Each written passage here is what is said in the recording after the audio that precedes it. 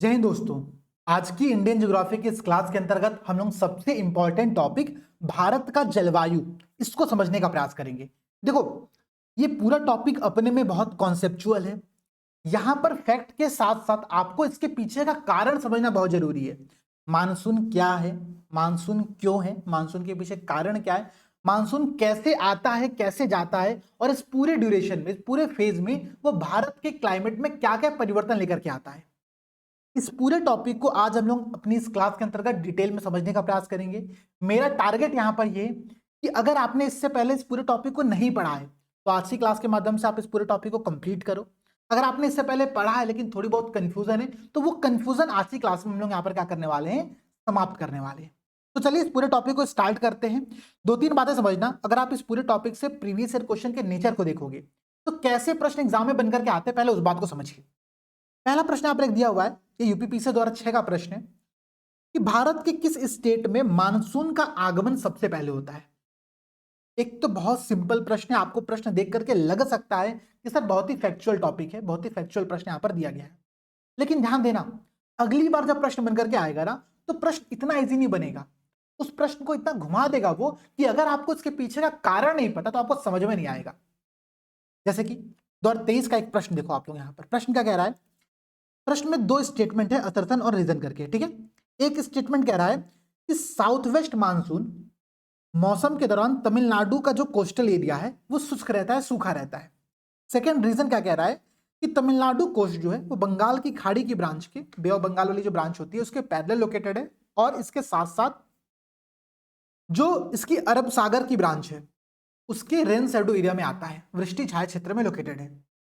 अब आपको ये क्वेश्चन अटेम्प्ट करने के लिए आपको केवल ये नहीं पता होना चाहिए कि भारत में मानसून किस स्टेट में सबसे पहले आता है, आपको इसके पीछे का कारण और वो पूरा प्रोसेस समझ में आना चाहिए। देखो, ये पूरा टॉपिक ना बहुत इंटरेस्टिंग टॉपिक है।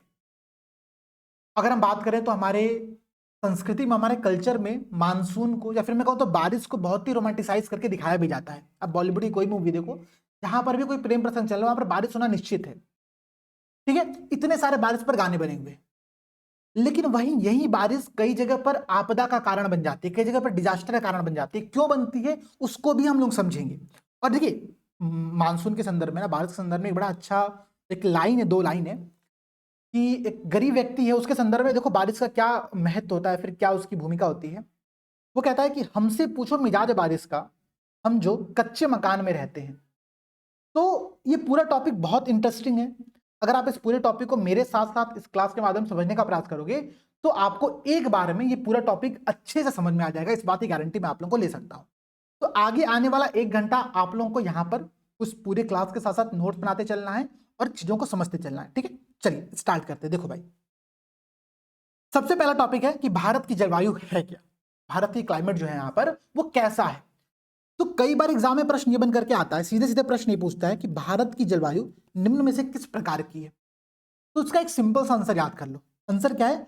उष्णकटिबंधीय मानसूनी जलवायु, ट्रॉपिकल मानसून क्लाइमेट हमारे यहां पर पाया जाता है। अब इस बात का मतलब समझो, केवल याद नहीं करना है। जनरली मैं गारंटी ले सकता हूं 90% एस्पिरेंट ऐसे होंगे जिन्होंने केवल इस पॉइंट को याद करके रखा होगा। आप लोग कमेंट सेक्शन में बताना कि आप क्या इसका मतलब समझते हो। मैं मतलब समझा रहा हूं, ध्यान समझिएगा। देखो, भारत की जलवायु कैसी है? उष्णकटिबंधीय मानसूनी जलवायु है, tropical climate, tropical monsoon climate है। इनमें दोनों जो टर्म दिया गया है, अर्थात ट्रॉपिकल टर्म और जो मानसून टर्म, इन दोनों का अलग अलग मतलब है। हम इन दोनों के मतलब से चीजों को स्टार्ट करते हैं। देखो, अगर हम ग्लोब की बात करें तो ग्लोब पर हम बहुत सारे लैटिट्यूड और लॉन्गिट्यूड को ड्रॉ करते हैं। उसी में एक जोन बनता है, उसको हम लोग कहते हैं ट्रॉपिकल जोन, उष्णकटिबंधीय क्षेत्र कहा जाता है। तो उष्णकटिबंधीय क्षेत्र होता क्या है, ध्यान समझिएगा। अगर हम बात करें, ये आपका ग्लोब है मान लीजिए, ठीक है। तो इस ग्लोब में 0 डिग्री लाइन अर्थात विषुवत रेखा या फिर इक्वेटर, और आपकी 23.5 डिग्री नॉर्थ और 23.5 डिग्री साउथ, कर्क रेखा और मकर रेखा, tropic of cancer and tropic of Capricorn के मध्य जो लोकेटेड एरियाज होता है उसको हम लोग कहते हैं ट्रॉपिकल जोन या फिर उष्णकटिबंधीय क्षेत्र कहा जाता है। ध्यान दीजिएगा, ये वो क्षेत्र है जिस क्षेत्र में सूर्य का जो प्रकाश होता है वो डायरेक्टली इसके ऊपर पड़ता है। क्या पड़ता है? सूर्य का प्रकाश यहां पर डायरेक्टली पड़ता है। सबसे पहले तो आपको यही बात समझनी है कि ट्रॉपिकल जोन होता क्या है। बात समझ गए कि कर्क रेखा और मकर रेखा के मध्य में जो क्षेत्र होता है उसको हम लोग कहते हैं उष्णकटिबंधीय क्षेत्र। भारत का लोकेशन क्या है, अगर आप ध्यान दो, ये आपका ग्लोब है, तो भारत की लोकेशन क्या है? आपने एक बात पढ़ा हुआ है इंडियन ज्योग्राफी के लेक्चर नंबर 1 में कि जो ट्रॉपिक ऑफ कैंसर है, जो कर्क रेखा है, वो भारत को लगभग लगभग 2 पार्ट में डिवाइड करती है। इसी वजह से जो भारत का लोकेशन है वो केवल उष्णकटिबंधीय लोकेशन नहीं है। कई बार ये प्रश्न बनकर के आता है कि भारत एक उष्णकटिबंधीय देश है। नहीं, भारत उष्णकटिबंधीय के साथ साथ उपोष्णकटिबंधीय देश भी है, क्योंकि भारत ट्रॉपिक ऑफ कैंसर के मिड से क्रॉस करता है, मतलब ठीक है, ये बात ध्यान रखिएगा आप लोग। तो भारत इस ट्रॉपिकल जोन के बाहर भी अवस्थित है। तो यहां के क्लाइमेट को हम लोग ट्रॉपिकल क्लाइमेट क्यों मान रहे हैं? सबसे बड़ा प्रश्न तो दिमाग में ये बनना चाहिए ना कि हम भारत की जलवायु को उष्णकटिबंधीय जलवायु क्यों मानते हैं। इस बात को समझने का प्रयास करना। देखो, अगर हम बात करें तो भारत के नॉर्थ में आपको यहां पर हिमालय पर्वत श्रेणी देखने को मिलती है। क्या देखने को मिलती है? हिमालय पर्वत श्रेणी देखने को मिलती है। ये हिमालय पर्वत श्रेणी भारत को साइबेरिया और रसिया और ध्रुवीय साइड से जो ध्रुवीय हवाएं आती हैं, जो ठंडी हवाएं होती है, उनको यहां पर प्रवेश करने से रोकती है। यहां समझना, इस बात को, बहुत इंपॉर्टेंट बात है कि अगर आप हिमालय क्रॉस करके रशिया और साइबेरिया के क्षेत्र में प्रवेश करोगे तो वहां का जो टेम्परेचर है, वहां की जो ठंडी ऋतु है, जो शीत ऋतु है, वो भारत के कंपेरिजन में बहुत ज्यादा है। वहां ठंडी बहुत ज्यादा है। कारण क्या है भाई? क्योंकि वहां पर पोलर से हवाएं आ रही, ठंडी ठंडी हवाएं आ रही है। जो हवाएं भारत में हिमालय से टकरा करके हिमालय के नॉर्थ में ही रुक जा रही हैं, भारत में प्रवेश ही नहीं कर पा रही है। इसी वजह से हिमालय को भारत का क्लाइमेट डिवाइडर भी कहा जाता है, जलवायु विभाजक भी कहा जाता है। इसका मतलब समझ में आया आप लोगों को कि ये जो हिमालय पर्वत श्रेणी है, दरअसल ये हिमालय पर्वत श्रेणी भारत को उष्णकटिबंधीय क्षेत्र के क्लाइमेट में ही रखती है। भले ही भारत का लोकेशन उष्णकटिबंधीय क्षेत्र के बाहर भी हो, लेकिन इसकी वजह से भारत का जो लोकेशन है, भारत का जो पूरा क्लाइमेट यहाँ का है, वो ट्रॉपिकल जोन के क्लाइमेट के समान ही पाया जाता है, क्योंकि जो इसके बाहर से हवाएं आ रही थी वहां पे प्रवेश ही नहीं कर पाती है। इतनी बातें क्लियर हो गया? एक बहुत बेसिक बात है। इस कारण से यहाँ के क्लाइमेट को हम लोग ट्रॉपिकल क्लाइमेट मानते हैं, उष्णकटिबंधीय मानसूनी जलवायु कहते हैं। तो इस संदर्भ में जो उष्णकटिबंधीय का अर्थ था, आई होप कि वो टर्म यहाँ पर आप लोगों को समझ में आ गया होगा। ठीक है, अब बात करते हैं मानसूनी जलवायु का। मानसून का मतलब क्या है? दरअसल मानसून जो शब्द है दोस्तों, वो अरबी भाषा के मौसम शब्द से लिया गया है। ठीक है, अरबी भाषा के मौसम शब्द से लिया गया। इसका मतलब क्या है? इसका मतलब ये होता है कि जो इंडियन सब कंटिनेंट है आपका, भारतीय उपमहाद्वीप, ध्यान रखना, भारतीय उपमहाद्वीप में केवल भारत शामिल नहीं होता है, पाकिस्तान, अफगानिस्तान, बांग्लादेश, नेपाल, ये सारे जो क्षेत्र है, ये सब यहाँ पर शामिल होते हैं। तो इंडियन सब कंटिनेंट में हवाओं का ऋतुक व्युत्क्रमण, मतलब डायरेक्शन ऑफ विंड का जो सीजनल चेंज होता है, इसको हम लोग कहते हैं मानसून। इसका मतलब क्या हुआ भाई? इसका मतलब भी थोड़ा समझना। अगर आपसे मेंस में प्रश्न बनकर के आए मानसून के ऊपर, तो मानसून क्या है, आपको यही लाइन लिख करके आनी है। ये लाइन याद कर लेना। आज के बाद आपसे दुनिया में कोई भी प्रश्न पूछ दे, इतना आप शानदार आंसर दोगे मानसून के संदर्भ में। क्या है भाई मानसून? तो भारतीय उपमहाद्वीप पर हवाओं का ऋतुक व्युत्क्रमण है, सीजनल चेंज है। किसमें? तो डायरेक्शन ऑफ विंड में। कैसे भाई? ध्यान समझिएगा। ग्रीष्म ऋतु में क्या होता है? जब गर्मी भारत में पड़ती है तो क्या होता है? भारत में गर्मी पड़ती है तो जून के अराउंड में आप देखो यहाँ पर मानसून प्रारंभ होता है। और मानसून किधर से आता है? मानसून आता है आप लोगों को इस डायरेक्शन से। एक बात यहाँ पर और नोट कर लेना और याद कर लेना। क्या? देखो, अगर हम लोग ज्योग्राफिकल मैपिंग की बात करते हैं तो ये आपका नॉर्थ होता है, ये साउथ होता है, ये ईस्ट होता है और ये वेस्ट होता है। कभी भी जब हम हवाओं का नामकरण करते हैं, हम जब विंड का नेमिंग करते हैं, चाहे वो ट्रेड विंड्स हो या फिर मानसूनी विंड्स हो, हम विंड का नाम हमेशा वो किस दिशा से आ रही है इसके आधार पर करते हैं, न कि वो किस दिशा में जा रही है इसके आधार पर। ये बात ध्यान समझिएगा आप लोग, बहुत इंपॉर्टेंट पॉइंट समझा रहा हूं। अगर ये बात समझ में आ गया तो सबसे अच्छी बात है। ठीक है, तो विंड किस डायरेक्शन से आ रही है। अच्छा ये बताओ, अगर आप कहीं रोड पर जा रहे हो, सामने से अगर कोई व्यक्ति आ रहा है या फिर कोई व्यक्ति आ रही है, तो आप उनका फेस देख करके बताओगे ना वो किस डायरेक्शन से आ रही है, ये देखकर आप बताओगे ना कि वो कौन है। यही काम हम लोग हवाओं के संदर्भ में भी करते हैं। भाई हवा किधर से आ रही है? इस डायरेक्शन से आ रही है। ठीक है, ध्यान दीजिएगा, हवा किस तरफ से आ रही है? इस डायरेक्शन से आ रही है। ये डायरेक्शन कौन सा है? वो है साउथ वेस्ट डायरेक्शन। साउथ और वेस्ट इसके मिडिल से होकर के आ रही है, तो इस विंड को हम लोग कहते हैं साउथ वेस्ट डायरेक्शन। तो गर्मी के समय यहाँ पर जो मानसूनी हवाएं आती हैं वो होती हैं साउथ वेस्ट मानसून, मतलब दक्षिण पश्चिमी हवाएं होती है। ठीक है, इस प्रकार से पूरे भारत में हवाएं फ्लो कर रही होती है। ध्यान दीजिएगा आप लोग, बहुत इंपॉर्टेंट पोर्शन बता रहा हूं आप लोगों को, ठीक है। जबकि ठंडी के समय क्या होता है, ठंडी के समय मतलब जब मानसून रिट्रीट कर रहा होता है, मानसून वापस जा रहा होता है, उस समय यहां पर जो हवाएं चलती हैं वो चलती है इस डायरेक्शन में। ये कौन सा डायरेक्शन हुआ भाई, तो आपका ये हो गया, सॉरी, जिधर से आ रही उधर से हम लोग को नामकरण करना है, तो ये हो गया आप लोगों का नॉर्थ और ये हो गया आप लोगों का ईस्ट। तो इस विंड को हम लोग कहते हैं नॉर्थ ईस्ट विंड, मतलब उत्तर पूर्वी पवने कहा जाता है। तो अब देखो जैसे ही सीजन चेंज हुआ, जैसे यहाँ पर ऋतु परिवर्तन हुआ, वैसे ही विंड का डायरेक्शन भी पूरे भारत में चेंज हो गया है। तो मानसून का सिंपल सा मतलब ये होता है कि भारतीय उपमहाद्वीप पर हवाओं का ऋतुक व्युत्क्रमण, सीजनल चेंजेस, इतनी बातें याद रहेंगी। तो अगर आज के बाद आपसे कोई प्रश्न पूछे कि इंडिया का क्लाइमेट कैसा है, तो आप क्या समझाओगे कि इंडिया का क्लाइमेट है ट्रॉपिकल मानसून क्लाइमेट। कारण क्या है, भले ही भारत का लोकेशन ट्रॉपिकल के बाहर भी हो, लेकिन यहाँ का क्लाइमेट ट्रॉपिकल के सिमिलर रहता है, क्योंकि हिमालय जो है एक क्लाइमेट डिवाइडर के तौर पर कार्य करता है और वो रसिया और साइबेरिया से आने वाली ठंडी हवाओं को यहाँ पे प्रवेश करने से रोकता है। बातें क्लियर रहेंगी। इतनी बातें बहुत अच्छी थी, बहुत सिंपल सी बातें थी। आई होप की बात आप लोगों को यहाँ पर समझ में आ गई होगी, ठीक है।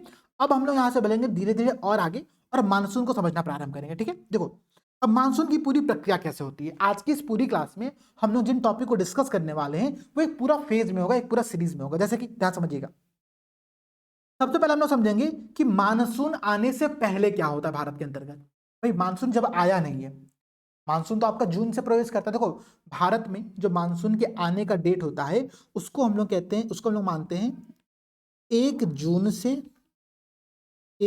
से 15 सितंबर, करीब करीब 20-22 जुलाई के अराउंड में भारत में जो मानसून होता है वो दिल्ली तक प्रवेश कर जाता है और 15 सितंबर तक ये पूरे मानसून का आगमन वाला प्रोसेस यहाँ पर चल रहा होता है, ठीक है। तो 1 जून से 15 सितंबर तक यहाँ पर साउथ वेस्ट मानसून का आपको प्रभाव देखने को मिलता है।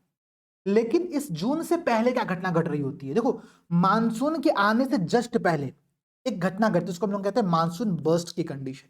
मानसून बर्स्ट क्या होता है, पहले मैं आप लोगों को मानसून बर्स्ट समझाऊंगा, फिर हम लोग आगे बढ़ेंगे। देखो जून से जस्ट पहले मतलब मानसून अभी आया नहीं है, लेकिन उसके आने से पहले हमारे यहाँ पर जो मालाबार का कोस्टल एरिया है, अब कहोगे सर मालाबार का कोस्टल एरिया क्या होता है, मैंने ये टॉपिक समझाया था, मैंने इसीलिए पूरी भारत की मैपिंग आप लोगों को कराई हुई है कि ये सब टॉपिक आप लोगों को याद रहे। मैं एक बार बहुत शॉर्ट में आप लोगों को ये टॉपिक फिर से समझा दे रहा हूँ कि देखो ध्यान समझना कि हमारे यहाँ पर जो जो कोस्टल एरियाज होते हैं उनके हम अलग अलग नाम रखते हैं और कई बार इन इन नाम से प्रश्न बन करके एग्जाम में आता है, ठीक है। ध्यान समझिएगा, देखो मैंने इसलिए पूरा टॉपिक पहले करा दिया था। अगर हम लोग वेस्टर्न कोस्ट की बात करें, रिवीजन कराना बहुत शॉर्ट में रिवीजन को ध्यान समझिएगा।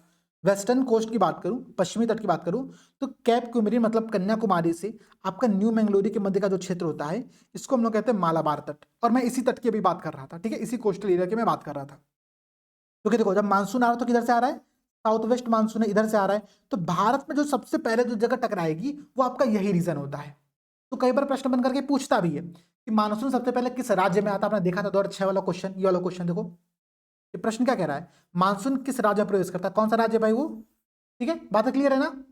अब बात को समझना, कई बार वहां पे स्टेट के नाम देने की जगह पर आपसे कोस्टल एरिया का नाम पूछेगा, ठीक है। तो इसको हम लोग कहते हैं मालाबार तट, मतलब कन्याकुमारी से लेकर के न्यू मैंगलुरु के मध्य के तट को हम लोग मालाबार तट कहते हैं। फिर न्यू मैंगलुरु से मरमा गांव गुजरात गोवा तक के जो तट होता है उसको हम लोग कहते हैं कनारा तट, ठीक है। इसके बाद आपका यहाँ से दमन तक का जो तट होता है उसको हम लोग कहते हैं कोंकण तट, ठीक है। तो कोंकण, कनारा और मालाबार तट, ये तीनों चीजें याद रखना, हमने से पहले भी डिस्कस किया हुआ है, ठीक है। एक समझ लो और भाई आप लोग समझ लो ईस्टर्न कोस्ट के संदर्भ में, ठीक है। तो कन्याकुमारी, पुलिकट झील, कोल्लेरू झील और यहाँ पर चिल्का झील, ठीक है। तो इनके मध्य के जो क्षेत्र होता है जैसे चिल्का झील और कोल्लेरू झील, इसके मध्य के क्षेत्र को हम लोग कहते हैं आपका उत्कल तट, ठीक है, उत्कल तट कहा जाता है। कोल्लेरू झील और पुलिकट झील के मध्य के तट को हम लोग आंध्रा तट कहते हैं और आपका पुलिकट और कन्याकुमारी के मध्य के तट को हम लोग तमिलनाडु तट कहते हैं। और यहीं पर कृष्णा और कावेरी, इन दो नदियों के मध्य के तट को हम लोग कोरोमंडल कोस्ट कहते हैं। ये रिवीजन था आप लोगों के लिए, ठीक है, ये एक पूरा रिवीजन प्रोसेस था। इस बात को ध्यान रखना, इस टॉपिक को हमने ऑलरेडी बहुत डिटेल में डिस्कस यहाँ पर किया हुआ है, ठीक है। अब आते हैं मानसून बर्स्ट पर। तो देखो मानसून के आने से जस्ट पहले जो मालाबार का कोस्टल एरिया है, मालाबार के कोस्टल एरिया पे क्या घटना घट रही है, वहां पर बहुत तेज अचानक से मूसलाधार बारिश प्रारंभ हो जाती है, थंडर स्टॉर्म आ रहा है, तड़ी झंझावात आ रहा है। और दरअसल ये होता है क्या, तो ये मानसून के आने का इंडिकेटर होता है। भाई मानसून थोड़ा सा घमंड में आएगा ना, मानसून की पूरे भारत में कितनी अहमियत है, अगर मानसून ना पड़े पूरे भारत में सूखा पड़ जाएगा, यहाँ के लोग, यहाँ के किसान भूखे मरना प्रारंभ कर दें। और किसानी क्यों भाई, फसल पैदा नहीं होगी तो भाई व्यक्ति भी तो मरेगा, आम आदमी। तो मानसून की पूरे भारत में अजीब ही महत्व है, मतलब एक शानदार महत्व है। इस कारण से मानसून जब यहाँ पे प्रवेश करता है तो कहता है भाई मैं इतना आराम से नहीं आऊंगा, मैं आ रहा हूं भाई, मैं मानसून हूं और मैं आऊंगा तो मेरे स्वागत की तैयारी करो। तो मानसून बर्स्ट वो तड़ी झंझावत है, वो पटाखा फोड़ा जा रहा है कि भाई मानसून आ रही है, बारात आना प्रारंभ हो गई है। ठीक है, तो जून से जस्ट पहले मालाबार के कोस्टल एरिया पे एक आकस्मिक घटना घटती जहां पर मूसलाधार बारिश, थंडर स्टोर्म, ये सब प्रक्रियाएं चलती है। इन घटनाओं को देख करके, अरे ये जो आपका आईएमडी है, मौसम विभाग है, ये तो बाद में गणना करता है, कैलकुलेशन करता है, लेकिन वहां के लोकल समुदाय जो होता है, वहां का जो लोकल कम्युनिटी होता है, वो पहले बता देता है कि बस भाई मानसून बर्स्ट की कंडीशन हो गई, मतलब अब मानसून आने वाला है, अब सूखा नहीं पड़ेगा, बारिश आने वाला है, अब अपने फसल की जो पैदावार है वो इसके अकॉर्डिंग आप लोग करिए। ठीक है, तो मानसून बर्स्ट एक इंडिकेटर है, ये बात ध्यान रखना। कई बार एग्जाम में प्रश्न पूछेगा आप लोगों से कि मानसून बर्स्ट क्या होता है। ठीक है, मानसून बर्स्ट क्या होता है और कब होता है, तो जून से जस्ट पहले होता है। ठीक है, कहां पर होता है, तो मालाबार के कोस्टल एरियाज पर होता है। क्या होता है, तो थंडर स्टॉर्म में मूसलाधार बारिश होती है अचानक से, जो कि मानसून के आने का एक इंडिकेटर होती है। क्लियर, तो मानसून के आने से पहले यह घटना घट रही है। लेकिन क्या इससे पहले भी कोई घटनाएं घट रही होती हैं पूरे भारत में? हाँ भाई, इससे पहले पूरे भारत में घटना घटती है जिसको हम लोग कहते हैं प्री मानसूनी शावर।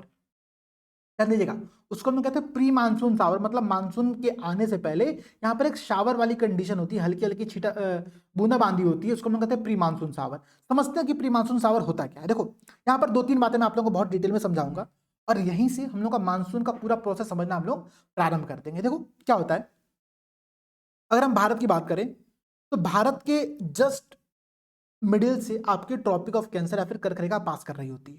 ठीक है, देखो जो सूरज होता है, मैंने आप लोगों से पहले ही बताया, जो सूरज होता है, मैं यहाँ पर आप लोगों को एक डायग्राम बना दे रहा हूँ। ये आपका है ग्लोब, ठीक है, पृथ्वी आपकी है, ये आपका 0 डिग्री लाइन है, ये आपका कर्क रेखा है 23.5 डिग्री नॉर्थ। ठीक है, दिख रहा है ना आप लोगों को चीज़ें, आई होप कि दिख रहा हो। ये आप लोगों का है 23.5 डिग्री साउथ। अब बातें समझना, इस पूरे जोन में क्या हो रहा है कि सूर्य की किरणें यहाँ पर डायरेक्ट पड़ती हैं, सीधी पड़ती हैं। ठीक है, कब कब सीधी पड़ती है भाई, आपको याद होगा, तो 22 मार्च के राउंड में, ठीक है, 22 मार्च के राउंड पर विषुवत रेखा पर इक्वेटर पर सूरज क्या होता है, सीधा होता है, और इसके बाद सूरज उत्तरायण होना प्रारंभ करता है, मतलब नॉर्थ हेमिस्फीयर में आना प्रारंभ करता है, और अब यहाँ पर वो भारत के ऊपर सीधा पड़ना प्रारंभ होगा 21 जून को। ध्यान रखना, ये डेट इंपॉर्टेंट है क्योंकि इस दिन हम लोग योगा डे सेलिब्रेट करते हैं। 21 जून को भारत के जो कर्क रेखा है, इस कर्क रेखा के ऊपर सूर्य की किरणें सीधी पड़ रही होती है, मतलब 21 जून वो दिन है जब भारत में सबसे ज्यादा सूरज की किरणें यहां पर आपको देखने को मिलेंगी। ठीक है, तो 22 मार्च से 21 जून इस पूरी अवधि में क्या हो रहा है कि सूरज धीरे धीरे, ये आपका सन है, ठीक है, देखो ये आपका क्या है, ये आपका सूरज है, ये आपका सूरज धीरे धीरे इस तरफ शिफ्ट कर रहा है। ठीक है, 22 मार्च को विषुवत रेखा के ऊपर था, 21 जून को वो आपके कर्क रेखा के ऊपर जा रहा है। ठीक है, इस पूरे प्रोसेस में क्या होता है बात समझिएगा, जब सूरज आपका नॉर्थ में शिफ्ट करना प्रारंभ करता है, और एक बात और सिंपल सी होती है, देखो क्या होता है ना, जब भी सूरज शिफ्ट करेगा और जहां पर शिफ्ट करेगा, जहां पर की किरणें सीधी पड़ेंगी, वहां पर क्या होगा, वो लोकेशन होगा आपका गर्म। ठीक है, वो लोकेशन क्या होगा आपका गर्म होगा, क्योंकि सूर्य की किरणें यहाँ पर सीधी पड़ रही हैं, और जब सूर्य की किरणें सीधी पड़ती हैं, गर्म होता है वो एरिया, तो यहाँ की जो हवाएं हैं, यहाँ की जो विंड है वो क्या होंगी, वो भी गर्म होंगी। जब पवन गर्म होती है, जब एयर गर्म होती है, तो क्या होती है, डेंसिटी कम होती है इसकी, और ये हल्की हो जाती है, और ये क्या करेगी, ऊपर उठना प्रारंभ करेगी। क्या करेगी, ऊपर उठना प्रारंभ करेगी। बात समझना, जो ठंडी हवाएं होती है, जो कोल्ड एयर होती है, उसमें चूंकि ह्यूमिडिटी होती है तो इनका वेट ज्यादा होता है और ये जमीन के पास रहती है, जबकि जो गर्म हवाएं होती है, जब वो गर्म होती है तो क्या होंगी भाई, वो ऊपर उठना प्रारंभ करती हैं। ठीक है, वो ऊपर उठेंगी उठेंगे और ये पूरा प्रोसेस फॉलो होता है। इसी को हम लोग कहते हैं पूरा मानसून का असली घटनाक्रम। अब हम लोग असली टॉपिक डिस्कस करें, ध्यान समझना, सूर्य की किरणें पड़ी, यहाँ का जो एयर था वो एयर क्या हुआ, गर्म हुआ, जब गर्म होगा एयर क्या होगा, ऊपर उठेगा। भाई अब चाय बनाते तो क्या होता है, वहां पे जो गर्म एयर होता है क्या होता है, वो ऊपर उठता है, सिंपल सी बात है। ठीक है, तो हवा यहाँ पर क्या हो रही है, ऊपर उठ रही है। अब इस प्रोसेस में क्या होता है, जब यहाँ पर हवा उठती है तो नीचे का जो पूरा एरिया होता है वो बनता है वैक्यूम, निर्वात एक क्रिएट होता है, क्योंकि यहाँ पर कोई हवा नहीं है, गर्म हवा थी, वो हवा उठ करके यहाँ से गायब हो गई है। तो जब किसी लोकेशन में, या फिर मैं कहूँ तो किसी जीवन में भी, किसी व्यक्ति के आम जीवन में भी अगर वैक्यूम क्रिएट होता है, निर्वात क्रिएट होता है, किसी व्यक्ति के जीवन में ही क्यों, पॉलिटिक्स में, क्राइम में, हर जगह पे अगर कहीं पर भी वैक्यूम क्रिएट होगा तो उस वैक्यूम को फिल करने के लिए अगल बगल से जो लोग होंगे, ठीक है, वो अपनी अपॉर्चुनिटी देख करके यहाँ पर आना प्रारंभ कर जाते हैं। सिंपल सी बात है, सिंपल सा टास्क है, बहुत एकदम बेसिक बात समझा रहा हूँ और बहुत बेसिक लैंग्वेज में समझा रहा हूँ, बहुत तकनीकी भाषा का प्रयोग मैं नहीं कर रहा हूँ आप लोगों से, ठीक है, क्योंकि आप लोगों को समझना जरूरी है। पहले कॉन्सेप्ट को समझो, फिर हम लोग टेक्निकल टर्म पर आएंगे। अब यहां पर जब हवाएं अगल बगल से आएंगी तो ये एक प्रोसेस फॉलो होता है। देखो हवा जब भी होती है ना, कोई भी जो विंड होती है, वो हमेशा हाई प्रेशर से लो प्रेशर की तरफ मूव करती है, लो प्रेशर की तरफ मूव करती है। मतलब यहाँ पर लो प्रेशर क्रिएट हो गया सूरज के जस्ट नीचे, तो यहाँ पर क्या हो रही है, हवाएं बाकी तरफ से आ रही हैं, ठीक है, अभिसरण कर रही है क्षेत्र। यही बात आप लोगों को समझनी है, मानसून का पूरा घटनाक्रम है। अब समझना क्या हो रहा है, जब सूरज आपका ये मालाबार तट पर केरल से आप लोगों को डायरेक्टली यहाँ पर सनलाइट पड़ना प्रारंभ हो रही है, तो इस एरिया में क्या होगा, इस एरिया में होगा आप लोगों का लो प्रेशर का निर्माण। यहाँ पर क्या होगा, लो प्रेशर मतलब निम्न दाब का निर्माण होगा। और जब यहाँ पर निम्न दाब की कंडीशन बनेगी, उस कंडीशन में यहाँ के क्षेत्र में हवाओं को भरने के लिए अगल बगल के क्षेत्र से क्या होंगी, हवाएं आना प्रारंभ होंगी, हवाएं आना प्रारंभ होंगी। क्यों भाई, आप कहोगे सर सूरज की किरणें केवल इसी क्षेत्र पर तो पड़ नहीं रही थी, ऐसा तो नहीं है केवल भारत के इसी केरल और मालाबार और तमिलनाडु के क्षेत्र में पड़ रही थी। भाई वो इन समुद्री क्षेत्रों में भी तो पड़ रही होंगी, तो यहाँ भी तो सेम गर्म हो रहा होगा, यहाँ पर भी तो हवाएं गायब हो रही होंगी, तो हवाएं आएंगी कहाँ से, बात समझना। दरअसल क्या होता है, एक बहुत बेसिक कॉन्सेप्ट है, इस पर एग्जाम में प्रश्न पूछता है कि अगर हम समुद्र और स्थल की बात करें, जो समुद्र है, ठीक है, जो पानी है, वो देरी से ठंडा और देरी से गर्म होता है। सिमिलर तौर पर जो स्थल होता है, जो आपका जमीन होता है, वो जल्दी गर्म और ठंडा होता है, वो जल्दी गर्म और ठंडा होता है, ये बात समझना। अगर आपको ये बात में बिलीव नहीं हो रहा, ट्रस्ट नहीं हो रहा, तो एक काम करना, छत पर जाना, ठीक है, दोपहर में 12 बजे के अराउंड एक बाल्टी भर करके, ठीक है, एक बाल्टी भर करके वहां पर क्या करना, पानी रख देना, एक बकेट पानी रख देना और जमीन रख देना, ठीक है। 1 घंटे बाद जाकर के उस बकेट में आप लोग अपना हाथ डालना और एक बार जमीन को टच करना। जब जमीन टच करोगे तो आपका हाथ जल सकता है, जबकि बकेट में हाथ डालोगे तो आपका हाथ जलेगा नहीं, क्योंकि पानी बहुत धीरे धीरे गर्म होता है कंपेरिजन टू द स्थल, ठीक है, जमीन के तुलना में पानी देरी से ठंडा और देरी से गर्म होता है। यही कारण है कि जब सूर्य की किरणें इस पूरे क्षेत्र में पड़ रही थी पैरेलली, लेकिन यहाँ की हवाएं अभी भी ठंडी हैं, जबकि यहाँ की हवाएं क्या है, गर्म हो चुकी है और ये ऊपर उठ चुकी है, जबकि यहाँ की हवाएं अभी ठंडी तो नीचे ही है, और यही हवा यहाँ से आकर के आपकी इधर फ्लो करती है, ठीक है, फ्लो करती है। अब समझना ये प्रोसेस कब हो रहा है, जब सन अभी आना प्रारंभ किया है, अभी मानसून नहीं आया है, अभी ये आपका सीजन चल रहा है मार्च मई के अराउंड का सीजन, ठीक है, ये पूरी घटनाक्रम है मार्च से मई के बीच की ड्यूरेशन। इस ड्यूरेशन में क्या हो रहा है, इस ड्यूरेशन आप लोग का ये हो रहा है कि यहाँ पर चूंकि लो प्रेशर क्रिएट हो गया था, तो आपका अरेबियन सी से और आपका बंगाल की खाड़ी से हवाएं यहाँ पर आकर के आना प्रारंभ हो जाती हैं। अब चूंकि ये भाई समुद्र से आ रही हवाएं हैं, तो ये अपने साथ क्या लेकर के आएंगी, ह्यूमिडिटी लेकर के आएंगी, अपने साथ क्या लेकर के आएंगी, आर्द्रता लेकर के आएंगी। और जब ये आर्द्रता लेकर के यहाँ पर आती हैं, तो यहाँ पर करती हैं हल्की बूंदाबांदी, हल्की बारिश करती है। और इसी बारिश को पूरे भारत में लोकल नाम दिया जाता है, हर जगह पर इन्हें कुछ कुछ स्थानीय नाम होते हैं, वो स्थानीय नाम पर प्रीवियस ईयर में प्रश्न बनकर के आता है। बात समझ में आया ना आप लोगों को, ये घटनाक्रम समझ में आया क्या हो रहा है कि भाई वो जब यहाँ पर प्रवेश कर रही हैं, मानो आपका वो आ गई इस क्षेत्र में, ठीक है, आपका कर्नाटक और केरल के क्षेत्र में, जब कर्नाटक और केरल के क्षेत्र में ऐसी घटना घटती है, लो प्रेशर क्रिएट हो रहा है, अगल बगल से हल्की बूंदाबांदी हो रही है, मानसून नहीं, ध्यान रखना ये मानसून से पहले ही घटनाक्रम है, तो इस घटना को हम लोग नाम देते हैं, केरल और कर्नाटक में इसको कहा जाता है चेरी ब्लॉसम, ध्यान रखिएगा, चेरी ब्लॉसम कहा जाता है, ठीक है। यहाँ पर देखो, यहाँ पर मैंने लिखा भी हुआ है, मैंने प्रॉपर एक नोट्स बनाया आप लोगों के लिए, आप लोगों को याद करना इजी है। देखो चेरी ब्लॉसम, चेरी ब्लॉसम क्या होता है, केरल और कर्नाटक में ये हल्की बूंदाबांदी होती है, इसको हम प्री मानसून शावर कहते हैं। और ये क्यों इंपॉर्टेंट है, क्योंकि यहाँ पर ये कॉफी के जो फूल होते हैं, जो कहवा के फूल होते हैं, आपको पता होगा कहवा का प्रोडक्शन भारत में इन लोकेशन पर ज्यादा होता है, तो कहवा के फूल को पकने में ये बहुत हेल्प करता है। तो चेरी ब्लॉसम पर कई बार प्रश्न ऐसे पूछेगा कि चेरी ब्लॉसम क्या है, तो ये केरल और कर्नाटक में प्री मानसून शावर है। क्यों इंपॉर्टेंट है, तो ये कहवा के फूलों के खिलने में सहायता करता है। इसी प्रकार से इसी चीज को, प्री मानसून शावर को ही केरल, तमिलनाडु और कर्नाटक क्षेत्र में कई बार आम्रवृष्टि, मैंगो शावर, आम्र बौछार, आम्र वर्षा, इन नामों से भी जाना जाता है। ये क्या होता है भाई, नाम से स्पष्ट, इसका नाम है आम्रवृष्टि, मतलब ये आम के लिए बहुत लाभदायक होगा। दरअसल आम्रवृष्टि क्या होता है, जो छोटे छोटे टिकोरे होते हैं ना, तो साउथ भारत में आमों के जल्दी पकने के लिए आम्रवृष्टि, मैंगो शावर की भूमिका बहुत ज्यादा होती है, क्योंकि वो हल्की बूंदाबांदी हो रही है और उस वजह से यहाँ पर क्या हो रहा है कि जो आम है, जो टिकोरा है, वो अच्छे से पक रहा है। ठीक है, तो कई बार प्रश्न पूछेगा मैंगो सावर क्या है, तो ये केरल, तमिलनाडु या फिर कर्नाटक में प्री मानसून सावर है, जो कि आम के लिए, मैंगो के जल्दी पकने के लिए बहुत इंपॉर्टेंट होता है। ठीक है, अब सोचो यही घटनाक्रम आगे बढ़ रहा है आप लोगों का, आगे बढ़कर ये किधर आ रहा है आप लोगों का, इस क्षेत्र में आ रहा है। ठीक है, इस क्षेत्र में भी सेम घटनाएं घट रही है भाई, लो प्रेशर क्रिएट हो रहा है, लो प्रेशर क्रिएट होगा तो क्या होगा, अगल बगल से हल्की हल्की हवाएं यहाँ पर आना प्रारंभ होंगी, और वो जो हल्की हल्की हवाएं आ रही होती हैं उसको हम लोग, ठीक है, वेस्ट बंगाल, बिहार, झारखंड, उड़ीसा, इन क्षेत्रों में नॉर्वेस्टर का नाम देते हैं। नॉर्वेस्टर का नाम देते, ध्यान रखिएगा, पश्चिम बंगाल, बिहार, झारखंड, उड़ीसा में चाय, जूट, कॉफी, ठीक है, चावल, चाय, जूट और चावल मेन इन फसलों के लिए इनकी भूमिका बहुत ज्यादा होती है। तो कई बार प्रश्न पूछता है नॉर्वेस्टर क्या है, तो नॉर्वेस्टर वेस्ट बंगाल, बिहार, झारखंड, इन क्षेत्रों में प्री मानसून सावर है, जो कि चावल के लिए, चाय के लिए, जूट के लिए बहुत लाभदायक होता है। इसी नॉर्वेस्टर को दो अलग अलग नामों से भी जाना जाता है।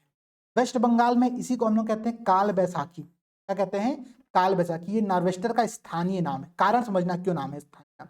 दरअसल ये पश्चिम बंगाल में ना केवल फसलों के पकने के लिए इंपॉर्टेंट नहीं है। दरअसल आप समझो, अब वेस्ट बंगाल में क्या हो रहा है भाई, यहाँ पर लो प्रेशर क्रिएट हो गया, अगल बगल से हवाएं आ रही है, तो ये हवाएं चूंकि बहुत ज्यादा कभी कभी आ जाती हैं, तो अचानक से ये वहां पर विनाश का कारण ही बन जाती है। ठीक है, कई बार यहाँ पर क्या होती है, ये विनाश का कारण ही बनती है, जिस वजह से इसको हम लोग काल बैसाखी कहते हैं। क्योंकि वैसाख के महीने में पूरी घटनाक्रम घट रहा होता है, तो इसको हम लोग काल बैसाखी भी कहा जाता है। चैत्र वैसाख दूसरा महीना होता है हिंदी का, तो अप्रैल मई के ड्यूरेशन है, अप्रैल मई के ड्यूरेशन में काल बैसाखी वेस्ट बंगाल में नॉर्वेस्टर के रूप में आपको देखने को मिलती है। ठीक है, इसी को हम लोग असम में बोल्डो चिल्ला कहते हैं। क्या कहते हैं, बोल्डो चिल्ला। ये असम में नॉर्वेस्टर का स्थानीय नाम है, नॉर्वेस्टर का लोकल नाम है, ये बात भी ध्यान रखिएगा। ठीक है, इतनी बातें क्लियर रहेंगी। तो अभी तक हमने क्या देखा, हमने देखा mango shower, cherry blossom, nor'wester, काल बैसाखी, बोल्डो चिल्ला। कहाँ कहाँ पर क्या क्या चीजें होती हैं नोट कर लेना मेरे भैया। ठीक है, अगर ये प्रश्न एग्जाम में पूछा और आप लोग नहीं बताए तो फिर समझ लेना पाप पड़ेगा आप लोगों को। मैं इतना मेहनत कर रहा हूं यहाँ पर, और अगर आप लोग फिर भी गलत करोगे तो पाप बहुत भयंकर पड़ेगा। ठीक है, तो ये बातें आज के बाद कभी गलत नहीं होनी चाहिए। और देखो सबसे अच्छी बात पता है क्या, मानसून पढ़ने की, ये पूरे क्लाइमेट को समझने की, मानो आप किसी के साथ डेट पर जा रहे हो, ठीक है, रेन डेट पर जा रहे हो, बारिश में डेट पर जा रहे हो, या फिर किसी अपने दोस्तों के ग्रुप में बैठे हुए हो, वो दोस्त तैयारी नहीं करते हैं, वो भी तजुर्बा नहीं लिए ये वाला। ठीक है ना, कि भाई क्या मिला आपको यहाँ पर, तजुर्बा मिला, उस तजुर्बा का प्रयोग करोगे कैसे, तो बताओगे ना कि मानो बारिश हो रही है, अरे ये बारिश जानते हो क्या है, ये प्री मानसून सावर है, आप अपने दोस्तों में थोड़ा सा ज्ञान बघारने लगे। ये भी इसका एक बड़ा अच्छा इंपॉर्टेंस है। तो ध्यान से इस पूरे टॉपिक को पढ़िए, बड़ा मजा आएगा पढ़ने में। अब समझो, जितने लोग ये उत्तर प्रदेश वाले क्षेत्र में रहते हैं, ठीक है, नॉर्थ बेल्ट में रहते हैं भारत के, वो समझो आपके यहाँ पर एक घटना घटती है, हमारे यहाँ पर एक घटना घटती है, उसको हम लोग क्या कहते हैं, कहते हैं लू, या फिर कहते हैं आंधी। अब भाई ये लू और आंधी क्या होता है, देखो दरअसल इस पूरे क्षेत्र में मैं कहूँ तो आपका वेस्टर्न नॉर्थ, मतलब नॉर्थ वेस्ट क्षेत्र में, पश्चिमोत्तर भारत में आपको एक घटना देखने को मिलती है, उसको कहा था लू या फिर आंधी। अभी लू और आंधी के कारण समझना क्या, जहां पर जहां पर आपका केरल, कर्नाटक, तमिलनाडु, इन क्षेत्रों में क्या हो रहा था, अरेबियन सी से या फिर आपका बे ऑफ बंगाल से आकर के हवाएं इस लो प्रेशर को फिल कर रही थी और हल्की बूंदाबांदी यहाँ पर कर रही थी। वहीं पर वेस्ट बंगाल में क्या हो रहा था कि बे ऑफ बंगाल से ठंडी हवाएं आ रही थी, वो यहाँ पर हल्की बूंदाबांदी कर रही थी, कई बार विनाश का कारण ही बन जा रही थी।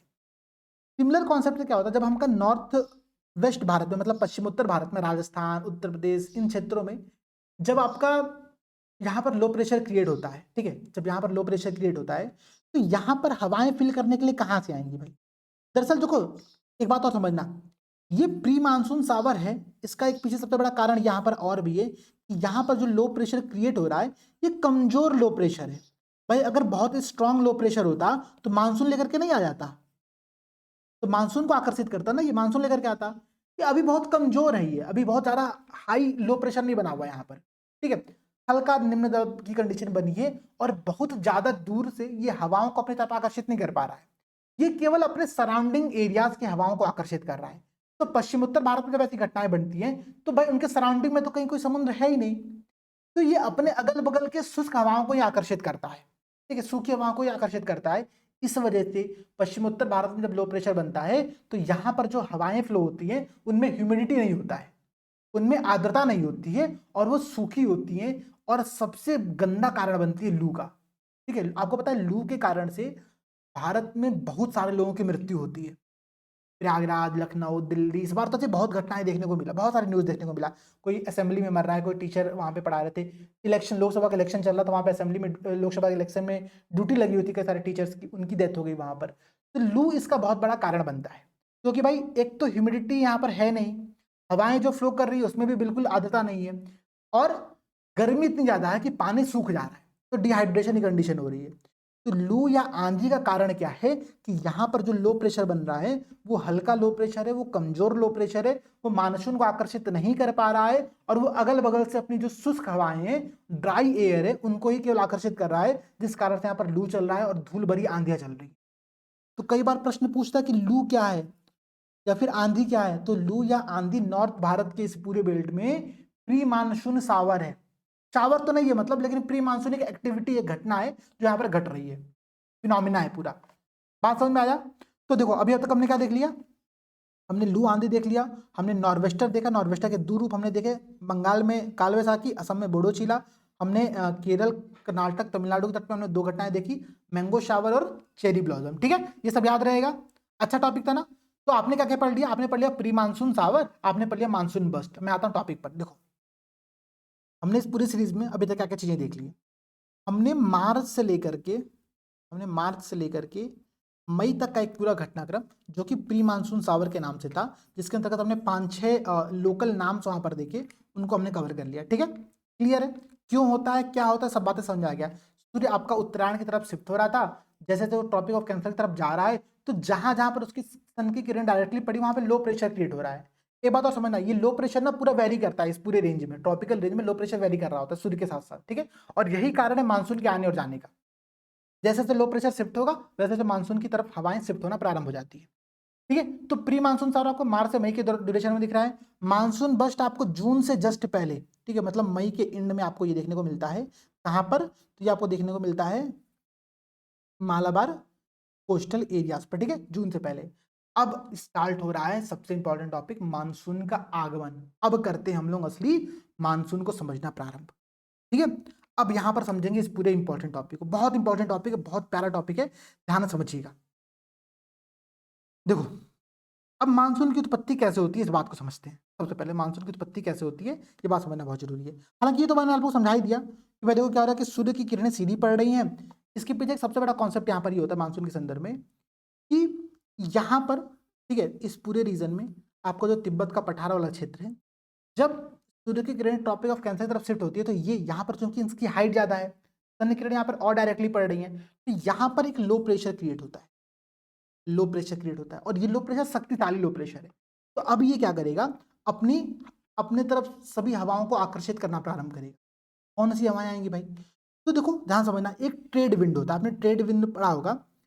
ट्रेड विंड आपका इस पूरे रीजन में फ्लो कर रहा होता है, ठीक है, ऐसे ऐसे, ठीक है, ऐसे ऐसे फ्लो कर रहा होता है। यही ट्रेड विंड, जब बात समझना आप लोग ध्यान से, जब आपका सूरज विषुवत रेखा पर था तो लबालब ऐसे फ्लो हो रहा था ये पूरा कंडीशन। ठीक है, अब जब आपका सूरज, ठीक है, धीरे धीरे शिफ्ट कर रहा है, येलो लाइन को मैं सूरज दिखा रहा हूँ, ठीक है, जब आपका धीरे धीरे शिफ्ट कर रहा है तो ये विंड का डायरेक्शन भी ऐसे शिफ्ट होना प्रारंभ होगा, ऐसे शिफ्ट होना प्रारंभ होगा। ठीक है, लेकिन हम यहाँ पर एक बात और समझते हैं, क्या समझते हैं भाई, कि जब नॉर्दर्न हेमिस्फीयर होता है आपका, उत्तरी गोलार्ध होता है आपका, इसमें क्या होता है कि जब भी कोई हवा फ्लो करती है तो फेरल का एक नियम कहता है, नियम ये कहता है कोरियोलिस फोर्स यहाँ पर लगता है, और इस कारण से उत्तरी गोलार्ध में हवाएं अपने दाएं तरफ शिफ्ट होती है, राइट तरफ शिफ्ट होती है। बात याद है आप लोगों को, पता होगा, आई होप कि पता होगा। जब ट्रेड विंड आपकी शिफ्ट हो रही है आईटीसी जेट के साथ साथ, मतलब निम्न दाब के साथ साथ, ये आपका लो प्रेशर का एरिया है, मैं कोई नया नाम यहाँ पर नहीं दूंगा आप लोगों को, ये लो प्रेशर का एरिया है। जब ये आपका शिफ्ट हो रहा था नॉर्थ तरफ, देखो पहले कहाँ पर था, मैं थोड़ा सा आप लोग को बहुत क्लियर समझाता हूँ, ये समझना बहुत जरूरी है, इसलिए आप लोगों को थोड़ा सा इस पर मैं समय देता हूँ। देखो ये आप लोगों का है लो प्रेशर का एरिया, ठीक है, 22 मार्च की ड्यूरेशन में सन यहाँ पर आप लोगों का एग्जैक्टली जस्ट इसके ऊपर है, यहाँ पर लो प्रेशर बना हुआ है, और जो नॉर्मल ट्रेड विंड फ्लो हो रही है वो आपकी इस डायरेक्शन में फ्लो, व्यापारिक पौने जो है वो आपकी ऐसे फ्लो हो रही है। ठीक है, अब हम चूंकि व्यापारिक पौने पढ़ नहीं रहे हैं इसलिए मैं व्यापारिक पौने आपको समझाऊंगा भी नहीं, मैं ये बात मान के चल रहा हूँ कि आपको व्यापारिक पौने क्या होती है पता है। अब क्या हो रहा है कि भाई सूरज शिफ्ट हो रहा है आपका ट्रॉपिक ऑफ कैंसर की तरफ, तो अपने साथ साथ वो लो प्रेशर को भी शिफ्ट कर रहा है, लो प्रेशर का पूरा एरिया शिफ्ट कर रहा है। जैसे लो प्रेशर का एरिया शिफ्ट होगा वैसे वैसे पौने भी तो शिफ्ट करेंगी ना। अब जो आपकी साउदर्न हेमिस्फीयर की ट्रेड विंड थी वो आपकी हल्का हल्का नॉर्दर्न हेमिस्फीयर में शिफ्ट हो रही है। लेकिन यहीं पर हम एक नियम पढ़ते हैं, नियम क्या पढ़ते हैं भाई, पेरेल का नियम ये कहता है कि नॉर्दर्न हेमिस्फीयर में जब कोई हवा फ्लो करेगी तो कोरियोलिस फोर्स के कारण से वो अपने राइट तरफ मतलब दाएं तरफ शिफ्ट करेगी। वहीं पर साउदर्न हेमिस्फीयर में जो पौने होंगी वो अपने लेफ्ट साइड में, ठीक है, बाएं तरफ शिफ्ट करेंगी। अब ये पौने, ध्यान समझना कौन से पौने की बात कर रहा हूं मैं, आपको इसको इरेज कर दे रहा हूं। ये पौने, ठीक है, जो आपकी ट्रेड विंड थी जब यहाँ पे प्रवेश की, अब ये अपने दाएं साइड घूमना प्रारंभ, दाएं साइड किधर है, ऐसे है, ध्यान समझ रहे हो आप लोग, दाएं साइड किधर है, वो ऐसे है, इधर ऐसे। इसीलिए भारत में जब ये पौने प्रवेश करती हैं तो कैसे प्रवेश करती है, ध्यान समझना। अब भारत में पौने प्रवेश कर रही है तो भारत में ये जो पौने ऐसे ऐसे आ रही थी, ऐसे आकर के वो ऐसे मुड़ चुकी है। तो भारत में जब विंड आ रही है इसको हम लोग क्या कहते हैं, साउथ वेस्ट मानसून पौने, साउथ वेस्ट मानसून पौने। तो भारत में जब मानसून का प्रारंभ होता है वो साउथ वेस्ट मानसून के कारण से होता है, ठीक है, क्योंकि हम लोग मानसून जो हवाएं होती है जिस दिशा से आ रही होती हैं उस दिशा के नाम पर इसका नामकरण करते हैं। तो भारत में प्रवेश किधर से कर रही है, साउथ वेस्ट डायरेक्शन से कर रही है। बात क्लियर है ना। देखो मानसून का सबसे बेसिक कॉन्सेप्ट समझा रहा हूं आप लोगों को, इतना बेसिक कहीं नहीं समझाया जाता है, इतना बेसिक तो आप कहीं पढ़ोगे भी नहीं किसी बुक। अगर आप इंडियन ज्योग्राफी की कोई भी बुक उठा लो, सबसे अच्छी से अच्छी बुक उठा लो, मानसून के संदर्भ में उसमें उतना अनर्गल चीजें लिखी हुई हैं कि आपको कभी समझ में ही नहीं आएगा, मैं गारंटी ले सकता हूं इस बात की, ठीक है। तो ये क्योंकि मैं 3-4 साल से ज्योग्राफी पढ़ा रहा हूँ, ठीक है, हम लोग डिस्कस करते हैं ज्योग्राफी को लगातार हर क्लासेस में, तो मुझे ये कॉन्सेप्ट एक मैंने डेवलप किया कि भाई इस कॉन्सेप्ट के थ्रू हम लोग को आगे बढ़ना है चीजों को लेकर के, ठीक है।